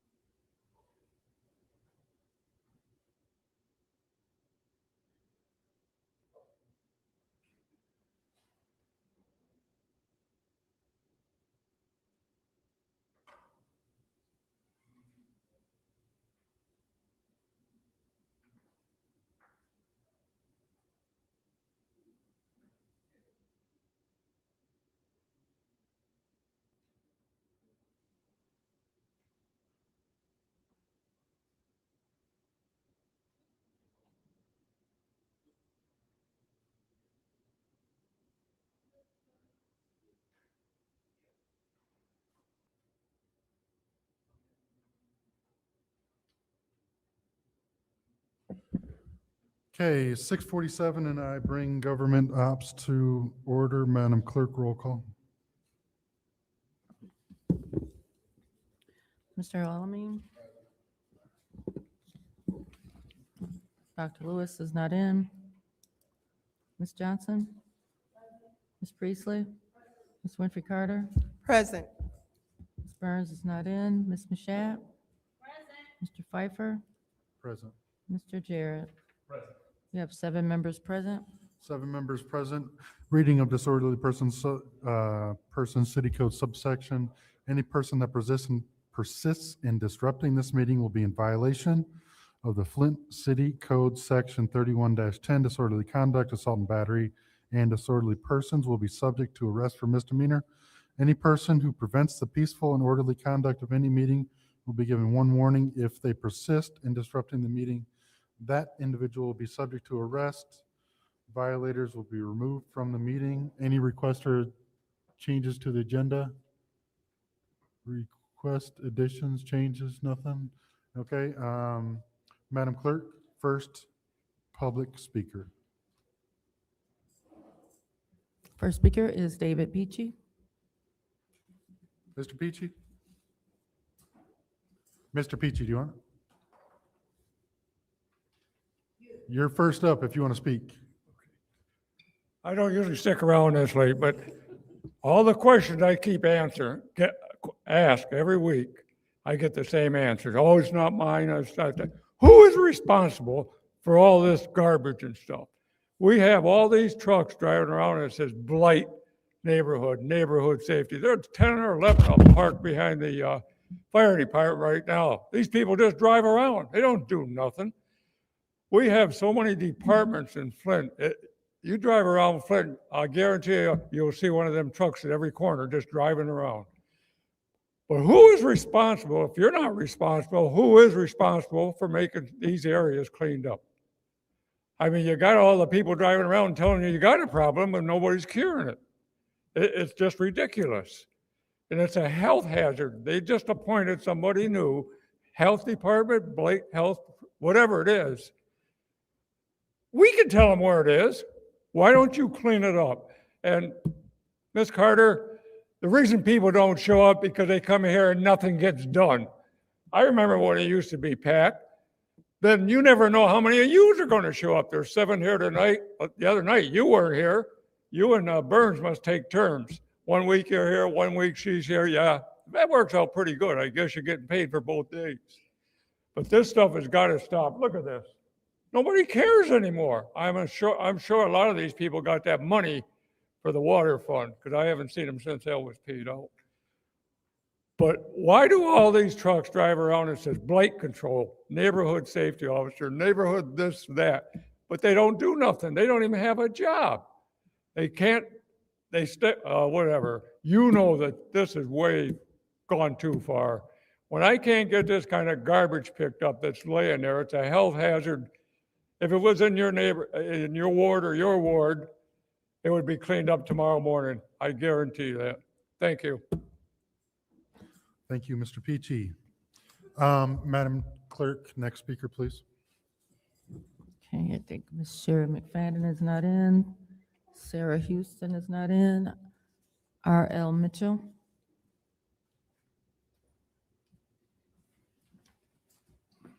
I'm R.L. Mitchell, speaking on this safe spot, whatever that, how you announce that, like the young lady that Christian brought in from New Jersey.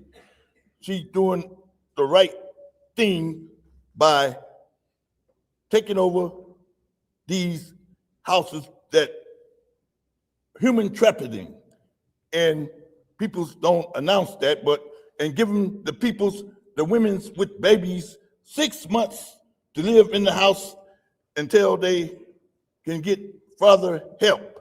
And the grants for the police, reason why the police didn't accept the grants, because they only going to send the peoples who trapped in these group homes, human trafficking, back over to the county, and they refuse to get their medication. They get chemical unbalance, and they end up dying. Like 19 of them within a year died over there, teenagers, and automatic. They ain't no, because the ones that supposed to be going to prison, them dudes just do minor situation, then the one that died. And nobody saying nothing about it, but the young lady would come from New Jersey where Christian brought in to Flint. And she was trying to tell you peoples how, like the 8th Ward councilman, he gonna take on the challenge of dealing with the money, and the 9th Ward councilman talking about it's almost September time to go back to school, and the funds, and the woman up here with the funds talking about, and the beat goes on, and like, and the mayor study pocketing the money down in the middle of downtown street with in the campus with all them armor trucks. I happened to be down there yesterday, parked in it, and they was go by with a lawnmower looking, they couldn't see me because I was in the car with dark windows, and they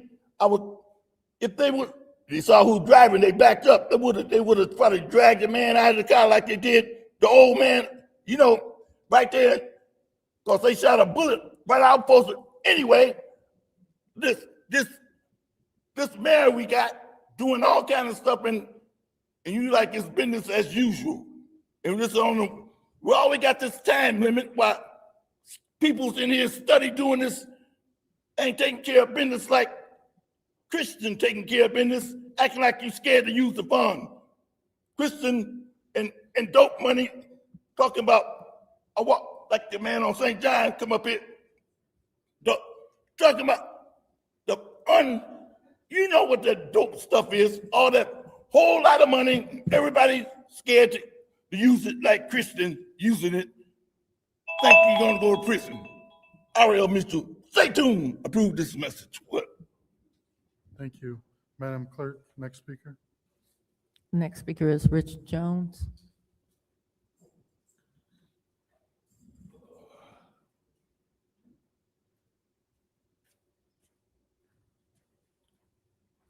How y'all doing? Ms. Carter, you made me stay here for this meeting. I was supposed to be at home sleep right now, but you are correct. The residents of Flint do need to stand up and speak out. And that is exactly what I have been doing, is trying to bring back that old Broham spirit. And I know you know about that Broham spirit. But also, city council used to hold council meetings in the public. Maybe that needs to take place again to maybe bring in some more interest in the people to stand up. I'm not going to say anything negative, but I received some phone calls in between now and the last time I spoke. And I'm just going to say this. They question about the non-conversation. And I'm just going to be honest. They just said, like, no one was even interested in helping that lady that you told them that was living in a house that had lead problems. So, once again, just consider the residents. And it's been a lot of people like Miss Claire that came up here talking about water affordability. No special meeting was ever set up to where those ideals could have been brought to the light. It's been a couple more people that I feel special meetings should have been set up to where the conversations or the needs of the people that they expressed should have been addressed. Thank you. Thank you. Madam Clerk, not seeing anybody else in the gallery, I'm going to close public speaking. Yeah, RL spoke.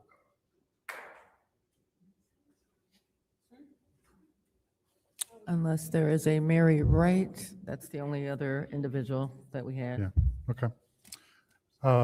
Council response, anyone from the council wish to respond to the public? Mr. Chair. Anyone else? Mr. Chair. Good. Good, Councilwoman in the 7th Ward. Don't help him. Anyway, right. Mr. Peachy, I completely understand your frustration. I do want to say this though, even though where you are, it may not always seem like it, but we have a very hard-working Blight team. They, from 7 a.m. until when they get off. I understand, I'm going to finish though. From 7 a.m. until when they are done, they are working nonstop in the city.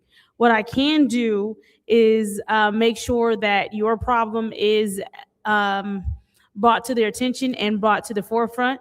I understand that it is hard when you are looking at blight day in and day out, and when it appears that there may not be the same problems in every ward, but as Ms. Winfrey Carter stated earlier, every single ward in this city has its own blight problems. But as we've said time and time again, when it comes to maybe wards 1 through 4, there definitely needs to be just more put toward those areas, and especially in Ward 4, where we have a lot of homes that have been, burned down. They have whatever the issues, and so people find it easier just to go and dump there. I think that just more support needs to go toward Ms. Priestley and the work that she is doing. She has managed to get houses demoed. She's managed to get areas cleaned up in the 4th Ward. There has been forward movement, but sometimes what happens when there's so much, it's hard to see the progress that is made. But I will commit to going to check out that area that you did show us, Mr. Peachy, in your absence. I will commit to going to check out the area that you did show us, and I will work with Councilwoman Priestley to make sure that, hopefully we can get a blight crew over there very soon. I yield. Thank you. Anyone else wish to address? Well, I did, Mr. Chair. Yeah. I did want to address Mr. Peachy as Go ahead. well. I just looked that up on the Land Bank Property Portal. And again, I think Ward 4, 3, 2, and 1, we experienced a lot of blight issues. But we're all trying to work. And I was talking to Miss Judy, asking her, have she contacted Genesee County Land Bank? I also will put in a complaint, and we will also be assisting me and Ms. Ms. Priestley on tomorrow or sometime this week to make sure we address and get that problem taken care of if we can. Thank you. Thank you. Anyone else? Go ahead. So our blight team doesn't do land bank properties. And so that's a misconception that I think Mr. Peachy has, is that we can just ask our team to go out and take care of the land bank properties. In order for our blight team to do a cleanup, they actually have to go to court, and there's a process that they have to follow. And it does take weeks and months. They have to be able to get permission from the courts to go in on private property and clean it. If it's city-owned property, there was a property on Robert T. Long Boulevard, that I thought was land bank, turned out to be city-owned. It took 2.5, 3 weeks to get them so that they could schedule it with their work crews and get their equipment out there, because they had other priorities across the city. Not that this wasn't a top priority since it was city-owned, but they did have to schedule it because they schedule it out up to a month in advance, because there are so many, and these people are busy. And we've done several houses and properties in the 4th Ward with our blight team that hadn't been done before in the past. And I'm also working on another one that hopefully we can get done soon. But there's large equipment back there, and trying to get that cleaned up is going to be a nightmare because nobody can take that equipment out. We do not have the facilities to do that. And that is a property on the corner of Branch and Davison Road. So we do our best. We work hard. We know our wards and we know where the problem spots are. And unfortunately, the problem spots get more of my attention than the good spots. And so people in the other areas don't know. Thank you. Thank you.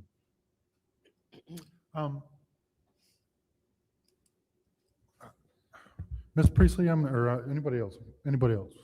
Anybody else? Anybody else? Nobody here? No. I'm going to disagree with you, Ms. Priestley, on we have to take everyone to court.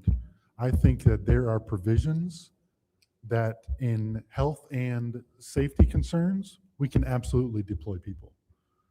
And we have before.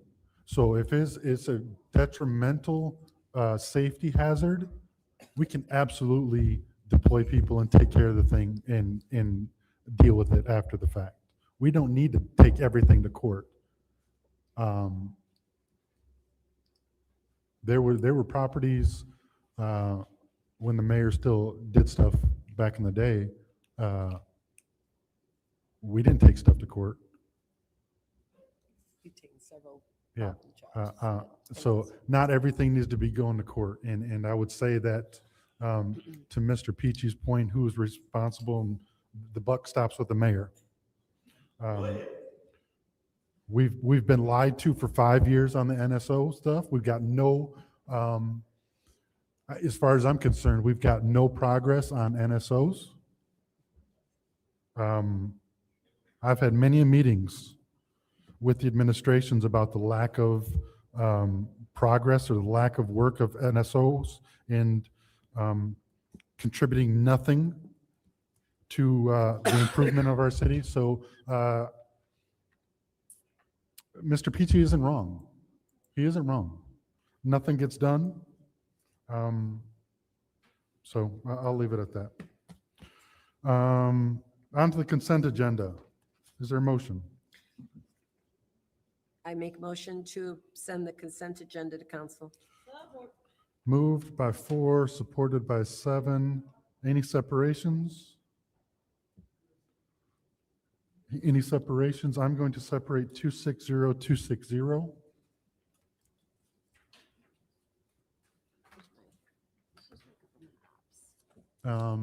Madam Clerk, roll call.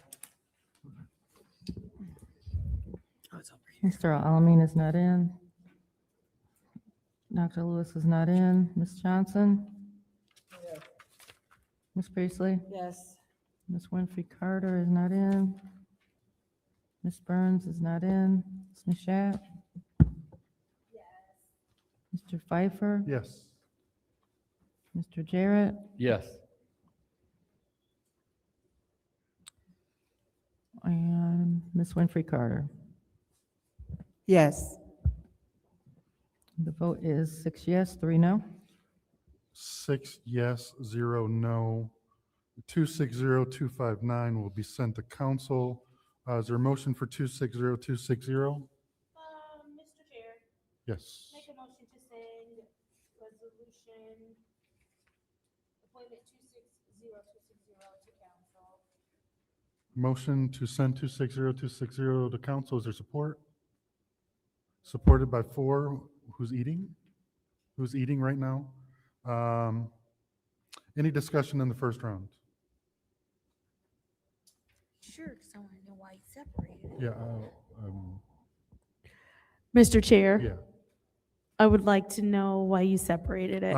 Because there are spelling errors that I want to correct. And we need to, I want it to be, if we're going to appoint somebody, I think that their name should be spelled correctly. I will yield for spelling corrections. Okay.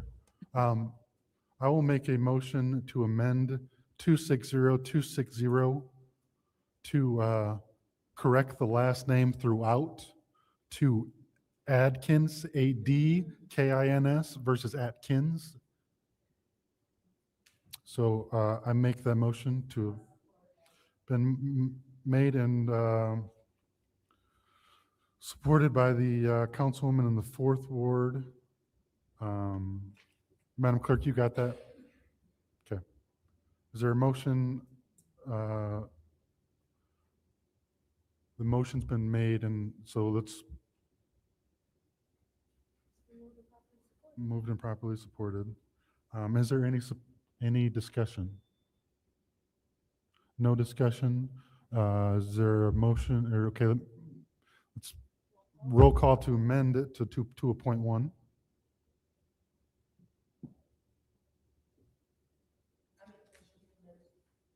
No, we already did. It's just roll call. Dr. Lewis is not in. Ms. Johnson? Ms. Priestley? Ms. Winfrey Carter? Yes. Ms. Burns is not in. Ms. Mashat? Yes. Mr. Pfeiffer? Yes. Mr. Jarrett? Yes. Mr. Alamin is not in. Vote is 6 yes, 0 no. 6 yes, 0 no. Is there a motion to send the .1 to council? It's been moved and supported by the 4th ward with no food in her mouth. Is there any discussion in the first round? Hearing none, Madam Clerk, roll call to send 260.1 to council. Ms. Johnson? Yes. Ms. Priestley? Yes. Ms. Winfrey Carter? Yes. Ms. Burns is absent. Ms. Mashat? Yes. Mr. Pfeiffer? Yes. Mr. Jarrett? Yes.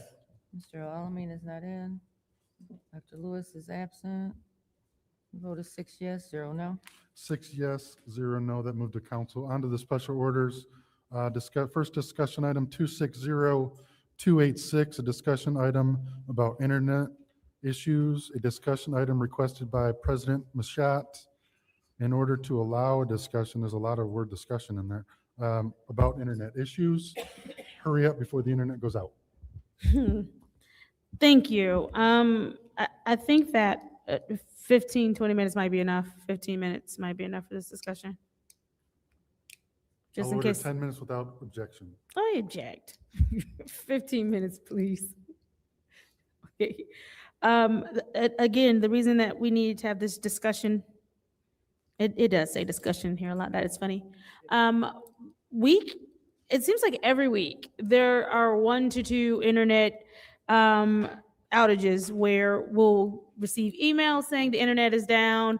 And even if it's not citywide, there are times when it's just a particular department that is impacted by it. This has been going on for quite some time now. And I just wanted to hear from the administration on how this is being addressed moving forward, because I'm sure we're not missing paying a bill if we've not already paid it in full. So is there anyone from the administration, Mr. Chair? Is there anybody? I see him, but I still have to ask.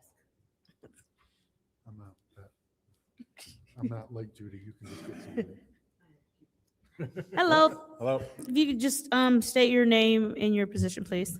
Zach, Network Administrator. Can you say that again slowly? Zach, Network Administrator.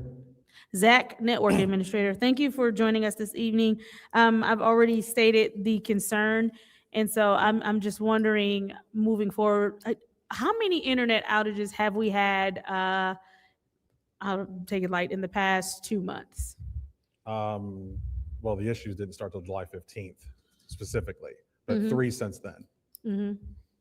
So that's when we've been working with AT&T, and frankly, I haven't been satisfied with their competence as far as locating the root cause of our issues and solving them. But when we signed up to do the BSA cloud migration, I started the process in January of building a redundancy within this building. You guys approved the money for that in, I believe, May. I got my quotes together, I think in January and May, we got the approval, and the wiring was completed like 2 weeks ago. So I've been building out that network with our new switching and stuff like that. That's going to be coming in next year, but that's not really relevant to the issues we're having. With that said, we are going to be beginning a service with Comcast.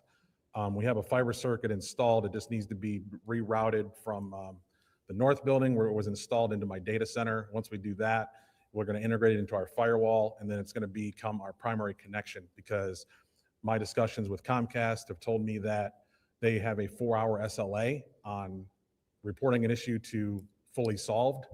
And that beats the hell out of talking to India all night long, trying to get issues fixed, and frankly, being gaslit all night about, oh, we see the problem. Oh, we don't see the problem. And we might need to send somebody out. Oh, we actually don't need to send somebody out. And I've had 2 AT&T technicians come into my building here and not find any issues. They keep claiming there's an office in Flint, there's an office in Toledo, Detroit, and it could be any of those places. So they're currently monitoring the circuit to try and make sure that we don't have any more issues with it. But as far as I'm concerned, once I have Comcast in here, they will no longer be a primary point of service for this building. So when we say primary point of service for this building, are we saying that AT&T will still be the service provider for other buildings? No, they will be relegated to a backup connection for everybody. A backup connection. If they're relegated to a backup connection, I would imagine we had some sort of contract with them to be your primary connection, correct? No, we have a contract with them to be a connection. To be a connection. Yeah. And so if they're going from primary to backup, does that change the amount that the city is being charged for the service? It's a good question. I don't think it's likely that we would get any cheaper, but I don't know how that would work. Because typically when you have multiple connections, you load balance between the two. There are some other complications in there just because I have to coordinate with County 911. We have specific security tunnels between the different sites, not only them, but other places. So they have to be informed every time I make a change, so it becomes a process. I had spoken with the mayor not too long ago. I said I was probably about 30 to 60 days out from being completely done and migrated over. And that was like a week ago, so I'm still working through that. But fortunately for everybody, I started this work in January, so I'm almost done with it. So. Mm-hmm. And so when we contract with Comcast, do we have an amount for how much of that is going to cost the city? We started the contract. I think they set it up in January or February, so we're already locked in and good to go. I want to say it's roughly like $2,000 a month or something, which is pretty typical for a circuit of this grade. And so how much are we paying AT&T right now to be primary? Like I said, that's a good question. But like I said, the pricing, they don't typically price circuits based on primary, secondary. It's just a connection. So you're paying for it to be there regardless of whether it is or not. I have a similar setup out at the 3rd Avenue pump station. We actually have 2 fiber circuits coming in from both sides I of the understood building. it the first time you said it, but I said it like that for a reason. So how much are we paying AT&T? AT&T, I don't know how much we pay them. I only was involved in the fiber circuit when we set it up, so that's more of a question for Jeff Oh, Jeff's not here. or my Okay. finance people. Yeah. All So right. Madam Clerk, could we send a communication to Jeff to find out how much we are paying for AT&T services, please? And I will yield for now in case any of my colleagues would like the floor. Mr. Chair. Mr. Chair. Yeah, thank you. Good evening, Zach. Just want to make sure I'm clear because I'm having some concern about added expense. So we've been paying AT&T whatever we've been paying them, and then in January we added we're adding what Comcast? yeah, we added a contract with Comcast for a circuit with them as a secondary provider for fiber connection. Okay, and that came this year? Yes. Okay. And that came before we were having problems. Yeah, I started this after we signed up to have BSNA move to the cloud, which is our primary ERP system, which means it's going to be a lot more riding on if our internet goes down, that's going to affect more things. Right now, internet goes down, it affects things, but like customer service doesn't go down because we host all those servers internally. Next year, that's going to be a cloud system, which means we lose AT&T, we lose BSNA. So that's when I said, okay, we need to add in a second circuit so that when all these things move to the cloud, if we lose one ISP, we have another one that'll pick up the slack. Okay. And that started, you say that expense started back in January. So Yeah, that's not a email new chain- expense since we've been having internet since No, July. yeah, like I said, I 7th, started working 15th. on I started working on this at the beginning of the year. Okay, and that's what, because I understand and can see where my colleague in the 7th Ward was going with the expenses being added. But I now have a little bit more clarity on the fact that it didn't just, the expense was added as a backup first part of the year and not as a result of these outages and a response to that Right. directly. Yeah, it's been in the works, and it's also just best practice. County 911 has multiple ISPs coming in. It's just it's the cost of being redundant. All right. Thank you. I yield. Councilwoman in the 4th Ward. So the problem last night with transmitting and tabulating the votes. Was that a result of this, of? No, it that was a that was a result of the county apparently not having any network staff on call all week this week. I spoke with them yesterday, working with Barb Harrington, and we had everything set up on our end ready to go. But when I spoke to their only guy over there, he said, there is an issue with how it's set up and there's nobody here to fix it this week. And I said, cool. That was, Request for information. yeah. So if I heard correctly, Flint numbers did not get in on time last night because of the county. I believe that's what he said. Okay.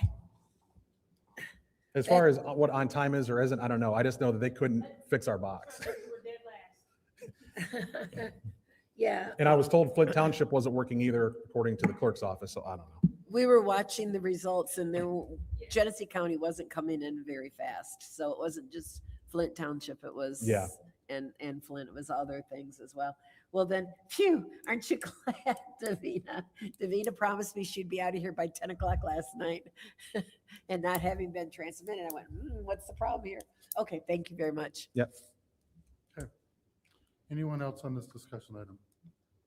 Then we will close it out at. Thank you. We'll close it out. Next discussion item. Second Ward NSO position, a discussion item as requested by Second Ward Councilperson Lewis in order for allow a 10-minute discussion on hiring a Second Ward NSO from City Administrator and HR Director. I will yield to the Second Ward Councilperson. Okay, not here, then I will close out discussion item 260287. Is there a motion to adjourn? So moved. Moved and supported. Madam Clerk, roll call. Ms. Priestley. Ms. Priestley. Oh, yes. Ms. Winfrey Carter. Yes. Ms. Burns is absent. Ms. Mashat. Ms. Mashat. Yes. Mr. Pfeiffer. Yes. Mr. Jarrett. Yes. Mr. Alamin is not in. Dr. Lewis is absent. Ms. Johnson. Yes.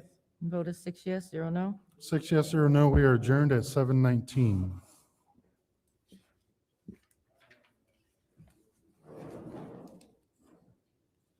We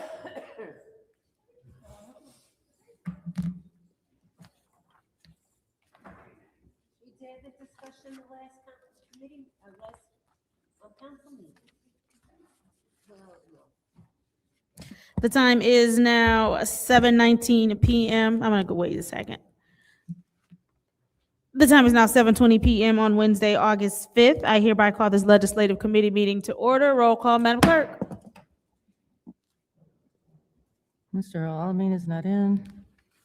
Dr. Lewis is not in. Ms. Johnson. Yes. Ms. Priestley. Ms. Winfrey Carter. Present. Ms. Burns is not in. Ms. Mashat. Present. Mr. Pfeiffer. Mr. Jarrett. You have 6 members present. We have 6 members present. It's now time for the reading of the Disorderly Person City Code subsection. Any person that persists in disrupting this meeting will be in violation of Flint City Code Section 31-10, disorderly conduct, assault and battery, and disorderly persons, and will be subject to an arrest for a misdemeanor. Any person who prevents the peaceful and orderly conduct of any meeting will be given 1 warning. If they persist in disrupting the meeting, that individual will be subject to arrest. Violators will be removed from the meetings. Are there any requests for agenda changes and/or additions? Seeing as how there are no requests for agenda changes and/or additions, it is now time for public comment. Members of the public who wish to address the city council or its committees must register before the meeting begins. A box will be placed at the entrance to the council chambers for collection of registrations. No additional speakers or slips will be accepted after the meeting begins. Members of the public shall have no more than 3 minutes per speaker during public comment, with only 1 speaking opportunity per speaker. First public speaker, Madam Clerk. I believe the only public speaker that is still here would be R.L. Mitchell.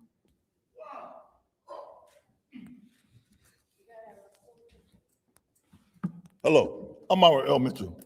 For the record, you see how we do New York and everybody, all the countries out there in America, especially, what's that? Let's see, that Viking country, we caught a fire the other day and all this smoke come over here, Minnesota. And as you see, we got bad transport, the film, the dude, like bad. No, they don't want to transparent what's going on in Flint. All you got to do is get Paul Harvey, the guy here, and all the cameras don't work because people like that guy just got through talking. He don't put an effort to fix it. He asked the county across the street. And they say, ain't nobody here to fix it. And he said, oh, well, that's good then. He in cahoots with the Russian tapping in on our computers and stuff.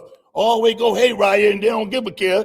They let the Flint police let them county people kill the Flint resident out, the juveniles out in the jailhouse with their medicine. Because they don't want their hands to be dirty and all that stuff. They ought to ask for the money like Chief Wiggins did. I mean, they got it with the ambulance program. It ain't nothing but a killing machine in Flint, Michigan, to wipe out all the people who left. Like the guy said, whoever stays will pay. That Mr. Peachy, not him, the other guy named, I can always leave my mind his name, because anyway, you people know who said that, but we done swept the script. Those who stay will get paid big time with Tanya Burns when they get Bonehead out of his office and out and the Lansing and are always naive with Flint people's what when people come up here messing with our funds and y'all looking like howdy doody when we come up here and speak talking about where our funds at and in this space over there in front of Mays Center, like they put a German family right in the front of the Mays family. That's what you call a free space. Right there, that's like them let the people figure it out. With all of them on Home Street in DuPont, right there in front of the Mays Center. If you want to, the people want to see how this stuff work in Flint with the money that we got left, they taking it away from us because time limit, because they act like we ain't got the sense enough to use it, and Lansing gonna take it back from us and all that. Thank you very much, Mr. Mitchell. Madam Clerk, if I heard you correctly, that is our only public speaker. That's correct. It is now time for council response. Council members may respond once to all public speakers, only after all public speakers have spoken. An individual council member's response shall be limited to 2 minutes. Is there anyone who would like to respond during council response? Any council members? Seeing as how there is no one that would like to respond during council response, it is now time for the consent agenda. What is the pleasure of the body? Councilwoman in the 4th Ward. Make a motion to send the consent agenda to council. There's a motion to send the consent agenda to council by the councilwoman in the 4th Ward. Is there support? Moved and properly supported by the councilwoman in the 3rd Ward. Are there separations? Madam Chair. Yes, Ms. Winfrey Carter. I'm going to separate all of them. All right, there's a total separation. Let's get moving. Moving on to ordinance number 260270, which is the amendment ordinance Flint City Code Chapter 3, advertising and signs, Article 2, licenses and permits. What is the pleasure of the body? Madam Chair. Councilwoman in the 4th Ward. Motion to send to council. There is a motion to send 260270 to council. Is there support? Moved and properly supported by the councilwoman in the 3rd Ward. Is there discussion in the first round? Madam Chair. Councilwoman in the 4th Ward. So all these ordinances are basically, from what I'm reading or what I read, is changing the wording from the clerk to planning and development, so that the licensing will now go to that department from the clerks. Are we asking the clerk to Yes, I'm speak? asking All right, that Madam Clerk, question. would you go ahead and explain? Yes, that is the general purpose for these ordinances. All right, and the only other option, rather than just crossing out the word the clerk and putting the new department in, the only other changes I saw in the were basically from her or it or him, her, whatever, a tense pronoun. Changing the change. pronoun to Yep. neutral. Got it. That's correct as well? That's correct. Okay, thank you. Are you yielding? I'm yielding. All right, is there anyone else in the first round of discussion? Yeah. I'm gonna go with Councilman Pfeiffer. Madam Clerk, is this for first reading and we still have to publish these? Yes. So there's still Yeah. this is just to send for first reading? Yes. Are you yielding? Okay, Councilwoman in the fifth ward. Okay, Madam Chair, through you to Madam Clerk. So this is with, how many ordinances in this packet?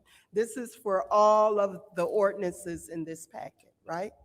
Correct. So this has been something that's been in the works for almost 2 years. Okay. So when the emergency managers were here, the code was changed so that the responsibility for deciding which department would be over business licenses was moved to, well, the city administrator has that authority. And that was done by emergency management, but it wasn't enacted at that time. So since, I'd say over the last almost 10 to 15 years, the clerk's office has been doing licensing, but our capacity has lowered quite a bit. So this is being done in an effort to move this to business licensing. Business and community services, because they actually have the ability to enforce business licenses more so than the clerk's office. When that was brought up, I requested that every license be moved to that division, not just business licenses, because I didn't want it to be some here, some there.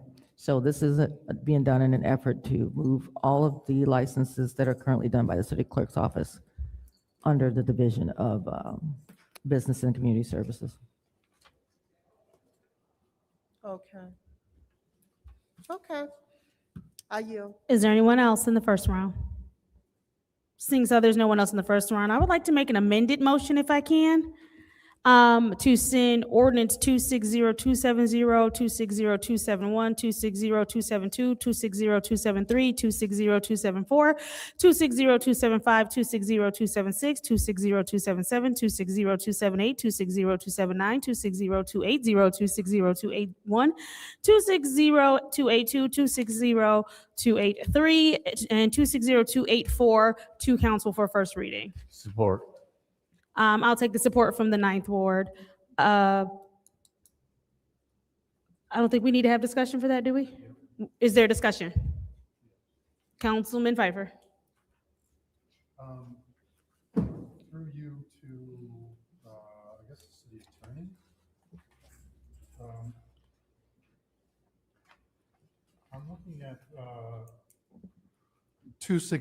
260274, this is the firing range ordinance.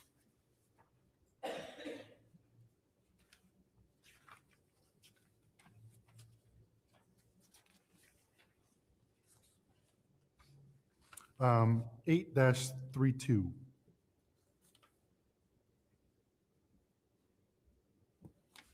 Yes, and what is the question? The question is, the wording on this says that, to me, it's it shall be the duty of the Department of Planning and Development and any person by, is that IT or is it the word it? 1 second, let me find Yeah. that one in the pile here. You said 832? Is it designated, is that a correct term? Should be its. Or it's? Because to me, IT is, that looks, Madam I Chair. apologize. What was the last digit to the ordinance that you were referring to? 74. 74. Thank you. Madam Chair, I believe it's referring to the department. So. I'm sorry, you said the department? Yes, my interpretation would be it is referring to the department, rather than a him, which was referring to the city clerk. Okay. And I believe this, I understand we want to do the correct pronouns or whatever, but by it designated doesn't sound correct to me. It's designated. I think we're taking it a little too far. Any person or any persons in like, who's leading the Department of Planning Services? Like, we're saying that the department is going to do, so any low-level person could designate somebody? Madam Chair, through you to the clerk. I mean, without a flow chart on who would have the authority to designate anyone, I mean, we're just saying that a make-believe department, somebody magically gets designated. I don't know. So, Madam Chair, I believe that when the original ordinances were adopted by the emergency manager, it speaks to the authority of the Director of Planning and Development to give that authority. So I think these ordinances are tied into ordinances that are already Madam Clerk, who's the existing. Director of Planning and Development?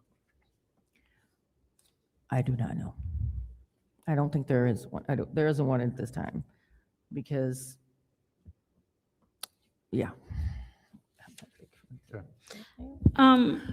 I'm sorry, you're saying you're at 8-32? Yeah. So it shall be the duty of the Department of Planning and Development and any person or persons by its designated. By any person or person by it that sentence does make sense once you say it. Yeah, it doesn't make sense. No, it does. It does? Yes. Okay.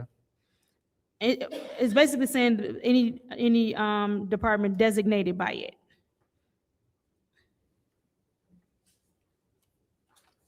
a clearer grammatical interpretation or suggestion might be designated by the department. If you're looking for alternatives, that would have Yeah, the same effect.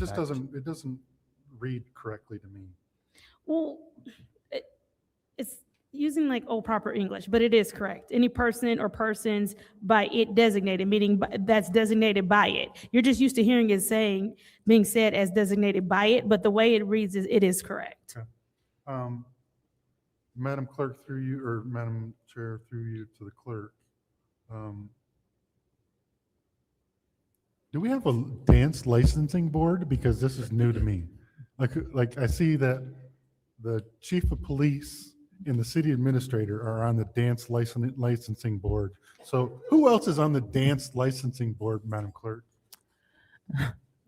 So this is one of those instances we had spoken before about. There are a number of licenses that still exist in the code that need to be removed. I think that this is just the first step, just to move the business licensing portion of it and all those licenses. Those other things need to be addressed separately. And it's also referring to teenage public dances. So there's that.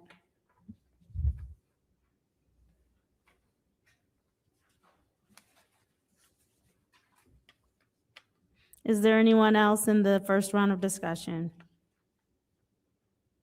Anyone in the second round? All right. Madam Chair. Go, all right. Yep. Councilman Pfeiffer.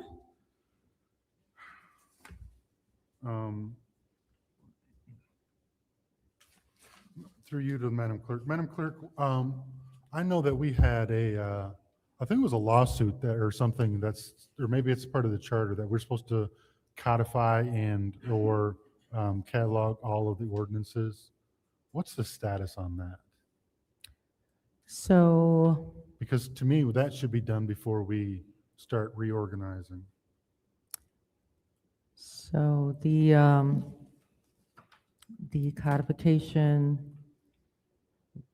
was completed approximately 6 months ago. Okay. there were concerns by the city attorney that just to enact, because the codification at my request was updated to a more modern structure. So it changed a lot of the numbers and the way that the code is organized. So there was concern by the city attorney with just updating the police code structure and the courts. So that was being worked on and to figure out how long that was going to take. But there is a draft ordinance to have the council adopt in order to effectuate that new codification. It was uploaded to the website a couple of months ago because it is done. It's just waiting. And so that should be coming soon.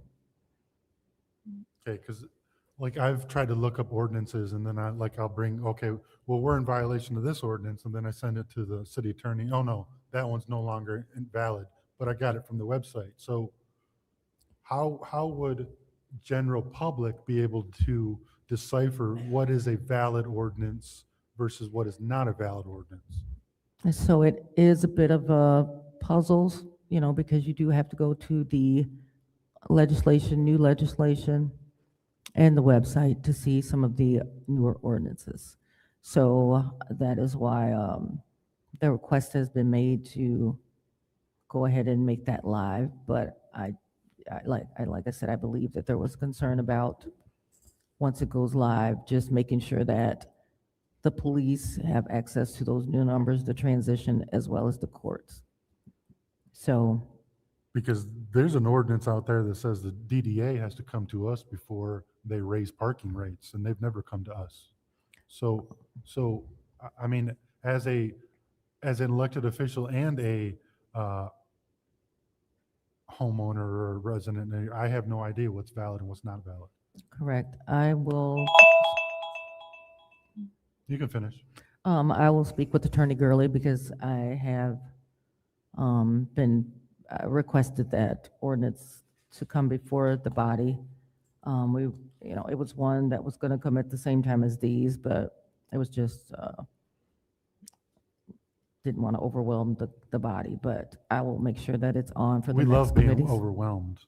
I Mhm. mean, we love being Yeah. overwhelmed, especially with walk-ons. So, it was just, she was looking into making sure that they would be prepared and they'd have enough time to update what they need to update when it's adopted by the body.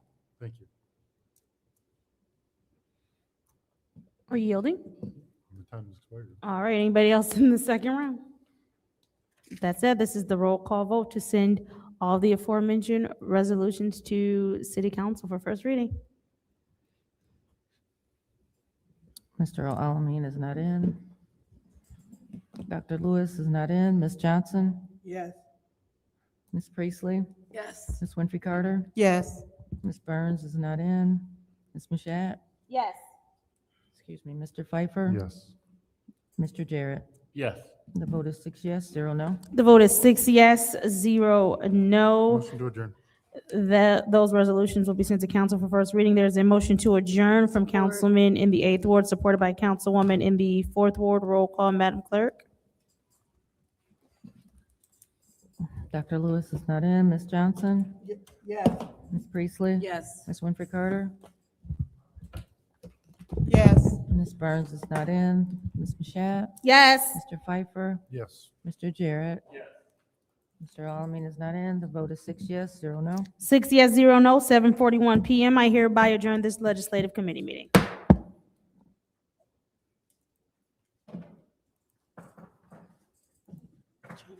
Winters. Ain't it over? They hear you snoring over there. Show is over. Good job, attorney. The question is, if the Yeah, we lying.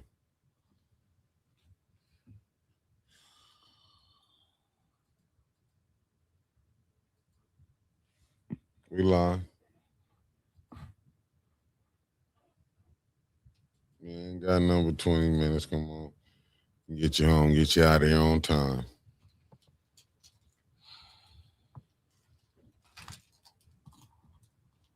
She worked hard today, fellas. Good morning, everybody. Nah, it's good evening. Welcome to the morning bump. Nah, it's the nightly nip. Welcome to the nightly nip. Give them all a good 17 minutes. That's all we asking out of you, Winter. 17 minutes. Can you handle it? I like the circles. It is circles.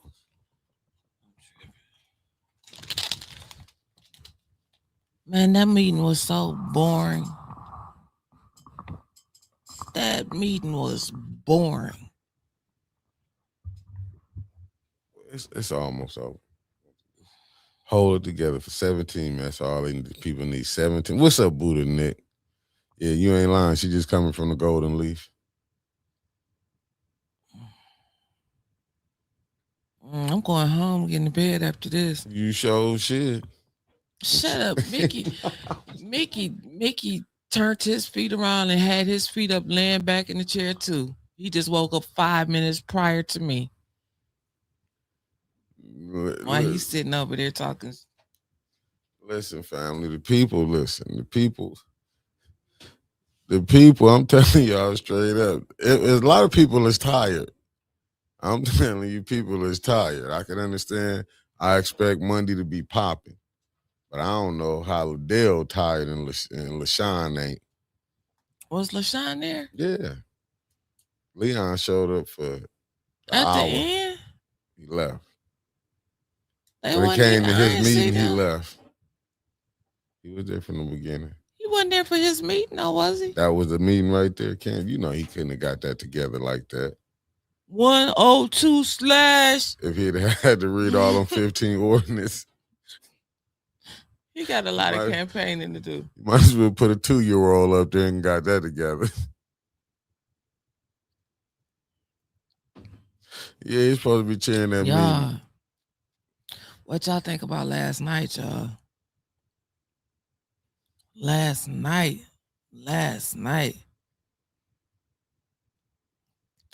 I don't think Liddell gonna make it to the general. I think she gonna go down for that. Liddell is in the general. What you mean? I think that she gonna go down for that St. Mark fire. Allegedly. Don't put that out there like that. What's up, Antonio Wiggins? Everything's allegedly, even my name. But I think she gonna get blamed for that St. Mark fire.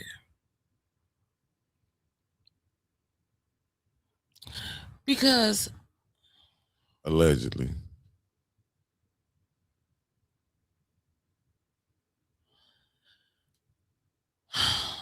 who he gonna?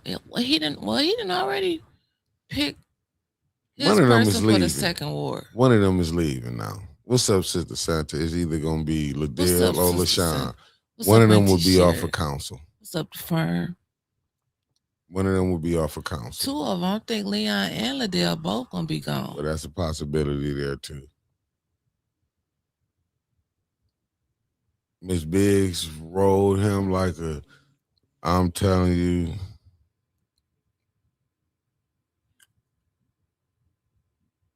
How you doing, Tanya Jones?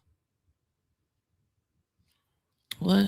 I said Miss Biggs came up to Mr. Peachy. I think Mr. Peachy and Miss Biggs was the highlight of the night. Because she told Leon he was a big dummy. He is. She said her TV wasn't working when Channel 12, when they put it out there and 5 them, it just happened not to be working. She Can't had got a stand call. them. I was asleep there.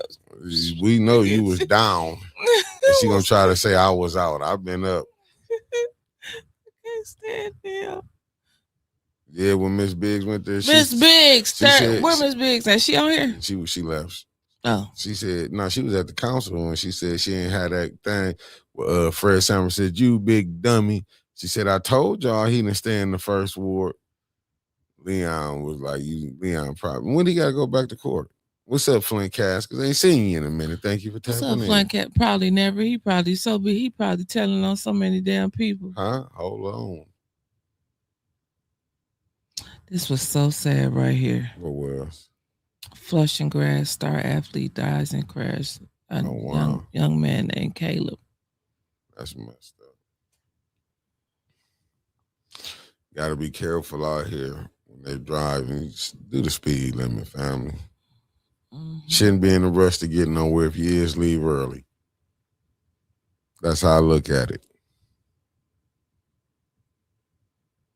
Hey, look, Miss Biggs wasn't playing though. Like I said, I think Mr. PG clowned on Who did he clown on? Judy, then lost it, then went to talk junk to JWC to talk about her and Tanya. They never show up at the same. Said he was responding to JWC telling people y'all need to come there. The council needs to be packed. And PG said, why do we need to be here when y'all not here? And he came with that damn used people. I was like, some bitch. When I heard him say used people, I said, you some bitch. I'm telling you. It said, shout out to Larry Hutchison. He told me Wig Production will be the official DJ up in Lansing. Y'all think I'm lying. If you want to, LOL. Hey, Larry did make it. He went on the Republican side and said, I'm going to come through the back door. That's the way to say. Gangster. Hey, that's the way to say, you know what, I can't come through the front. And one too, And though. who he have static with. I couldn't believe he beat Rob over there. I didn't think they was gonna vote for him And on the Republican side. won. And then I tell you, I said, Larry gonna pull it off. Told you Larry gonna now, pull it off. What's up if to lovely they Charlotte do- Bar? Now, just think about it. What if they do like a all just straight Republican ballot and Larry get in there? I might have to vote Republican. Just think about it. I might have to vote Republican. You see Larry up I might there tell like, my people, fuck, go what? Republican. Shit. We got Abdul Saeed and hit that one on the side. Larry would be up there sounding. So can you imagine? But I can't he wait. would be full of he would be up there talking about we need our reparations. I want a debate between him and the state rep. The Republicans should push a debate for him. I believe 810 will hold it. I know the Republicans ain't finna let that go. Push a debate for him. In 810, I would love to host that one. No problem. Debate for him. They'll lock Larry up before then. You know, Larry still wanted in 16 counties. Won't he do it? Then So- guys say, I remember when he came to the FNU meeting and then it shook the whole, I couldn't even get my damn phone on. I wanted to get it on. Because the way Larry shot through that thing. Larry gonna be like, that's okay. I don't want no debate. They didn't catch Larry that day when he came to the FNU They meeting. gonna catch him Larry another day. man, Larry is official like a ref with a whistle, beloved. Larry gonna say, I'm not even doing a satellite I put money Larry wanted to debate. debate. He gonna be like, cause they can track where I'm at. Larry gonna Larry be be like, out in Flint.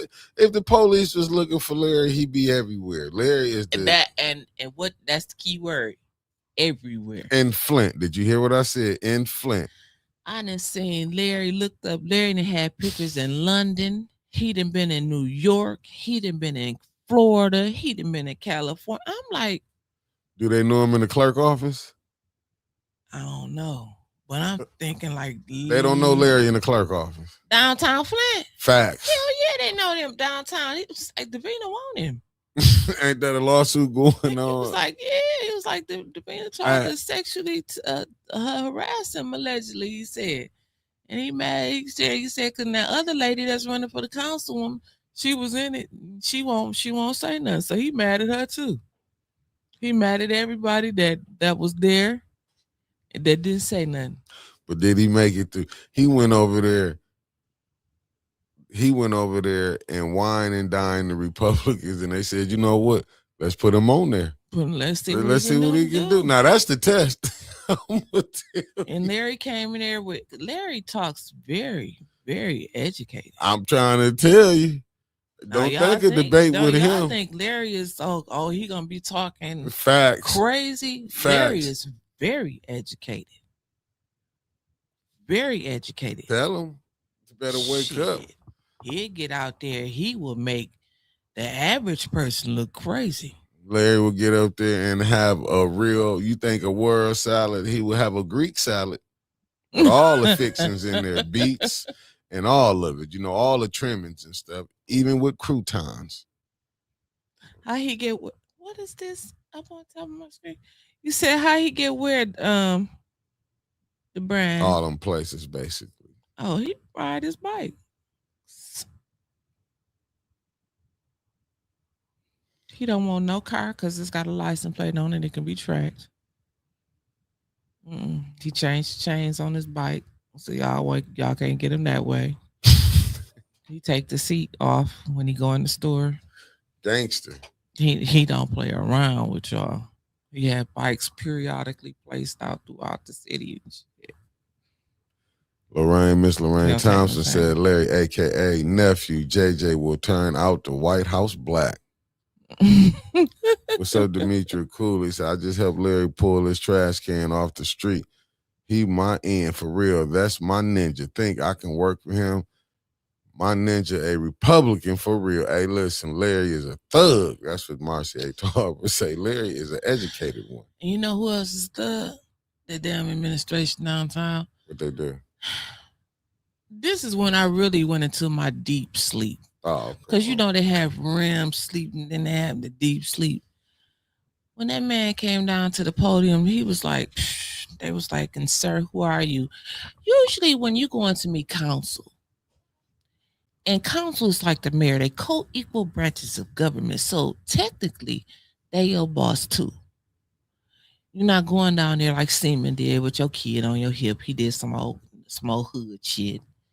Took his baby down there, you know what I'm saying? I couldn't find no babysitter. That's what Seaman did to him.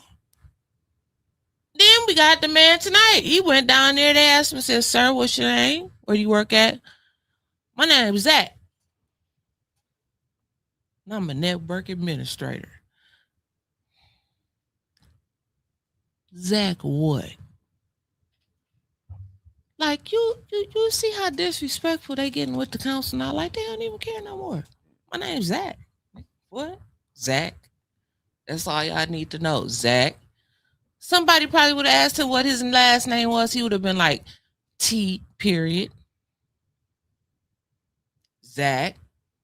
He probably got, he probably found him too. I mean, it's like, but where's the respect level at? It's out the window. It's gone. Let the sweat drop down my, you know what I'm saying, to the window. And then he gonna sit up there and he gonna look at them in their face. And he gonna tell them. And then it's gonna ask them, so since we going down to a cheaper version of whatever the fuck it is that you do, Zach, I know we gonna get some money back. I'm taking a 2019 Escalade back to the lot. Oh, you're gonna get what they like what you pay for 2026. So you mean to tell me $2,000 that I'm gonna get $150,000 for this 2019 Escalade, Zach? Yep, you ain't getting no money back. That's what Zach told them. Zach said, even though we're going to the cheaper version, we still ain't getting no money back. And they sitting there looking at him. I think they should just go on vacation until November. That's what I think. Just go and let them campaign. November. Fuck it. Let them campaign. Let them all give them the best that they got until November. Because right now they on some bullshit. They up there. They hit that like button, family, before you get off. Hit that like button. Come on now. I think the only thing we got to look forward to is to see Jerry, JWC. I hope you tuned in, baby. I hope you tuned in, baby. She always watch. I sent it to her. Listen, JWC. She listening. In November, we got Joel. All right. Joel is going up against the Black Lives Matter president of, what city is he over? Flint. Okay, Flint. The Black Lives Matter president of Flint. You know who lost? Juantez.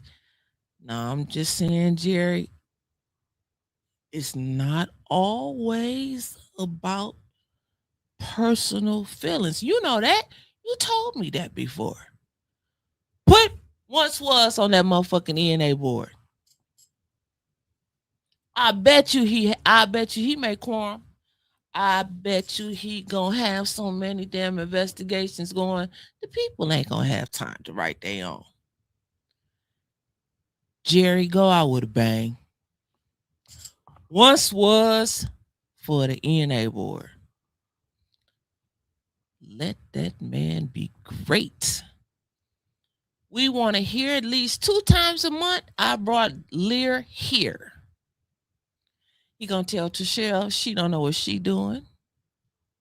He gonna tell Baby Huey you shouldn't be there because your mama got ARPA money.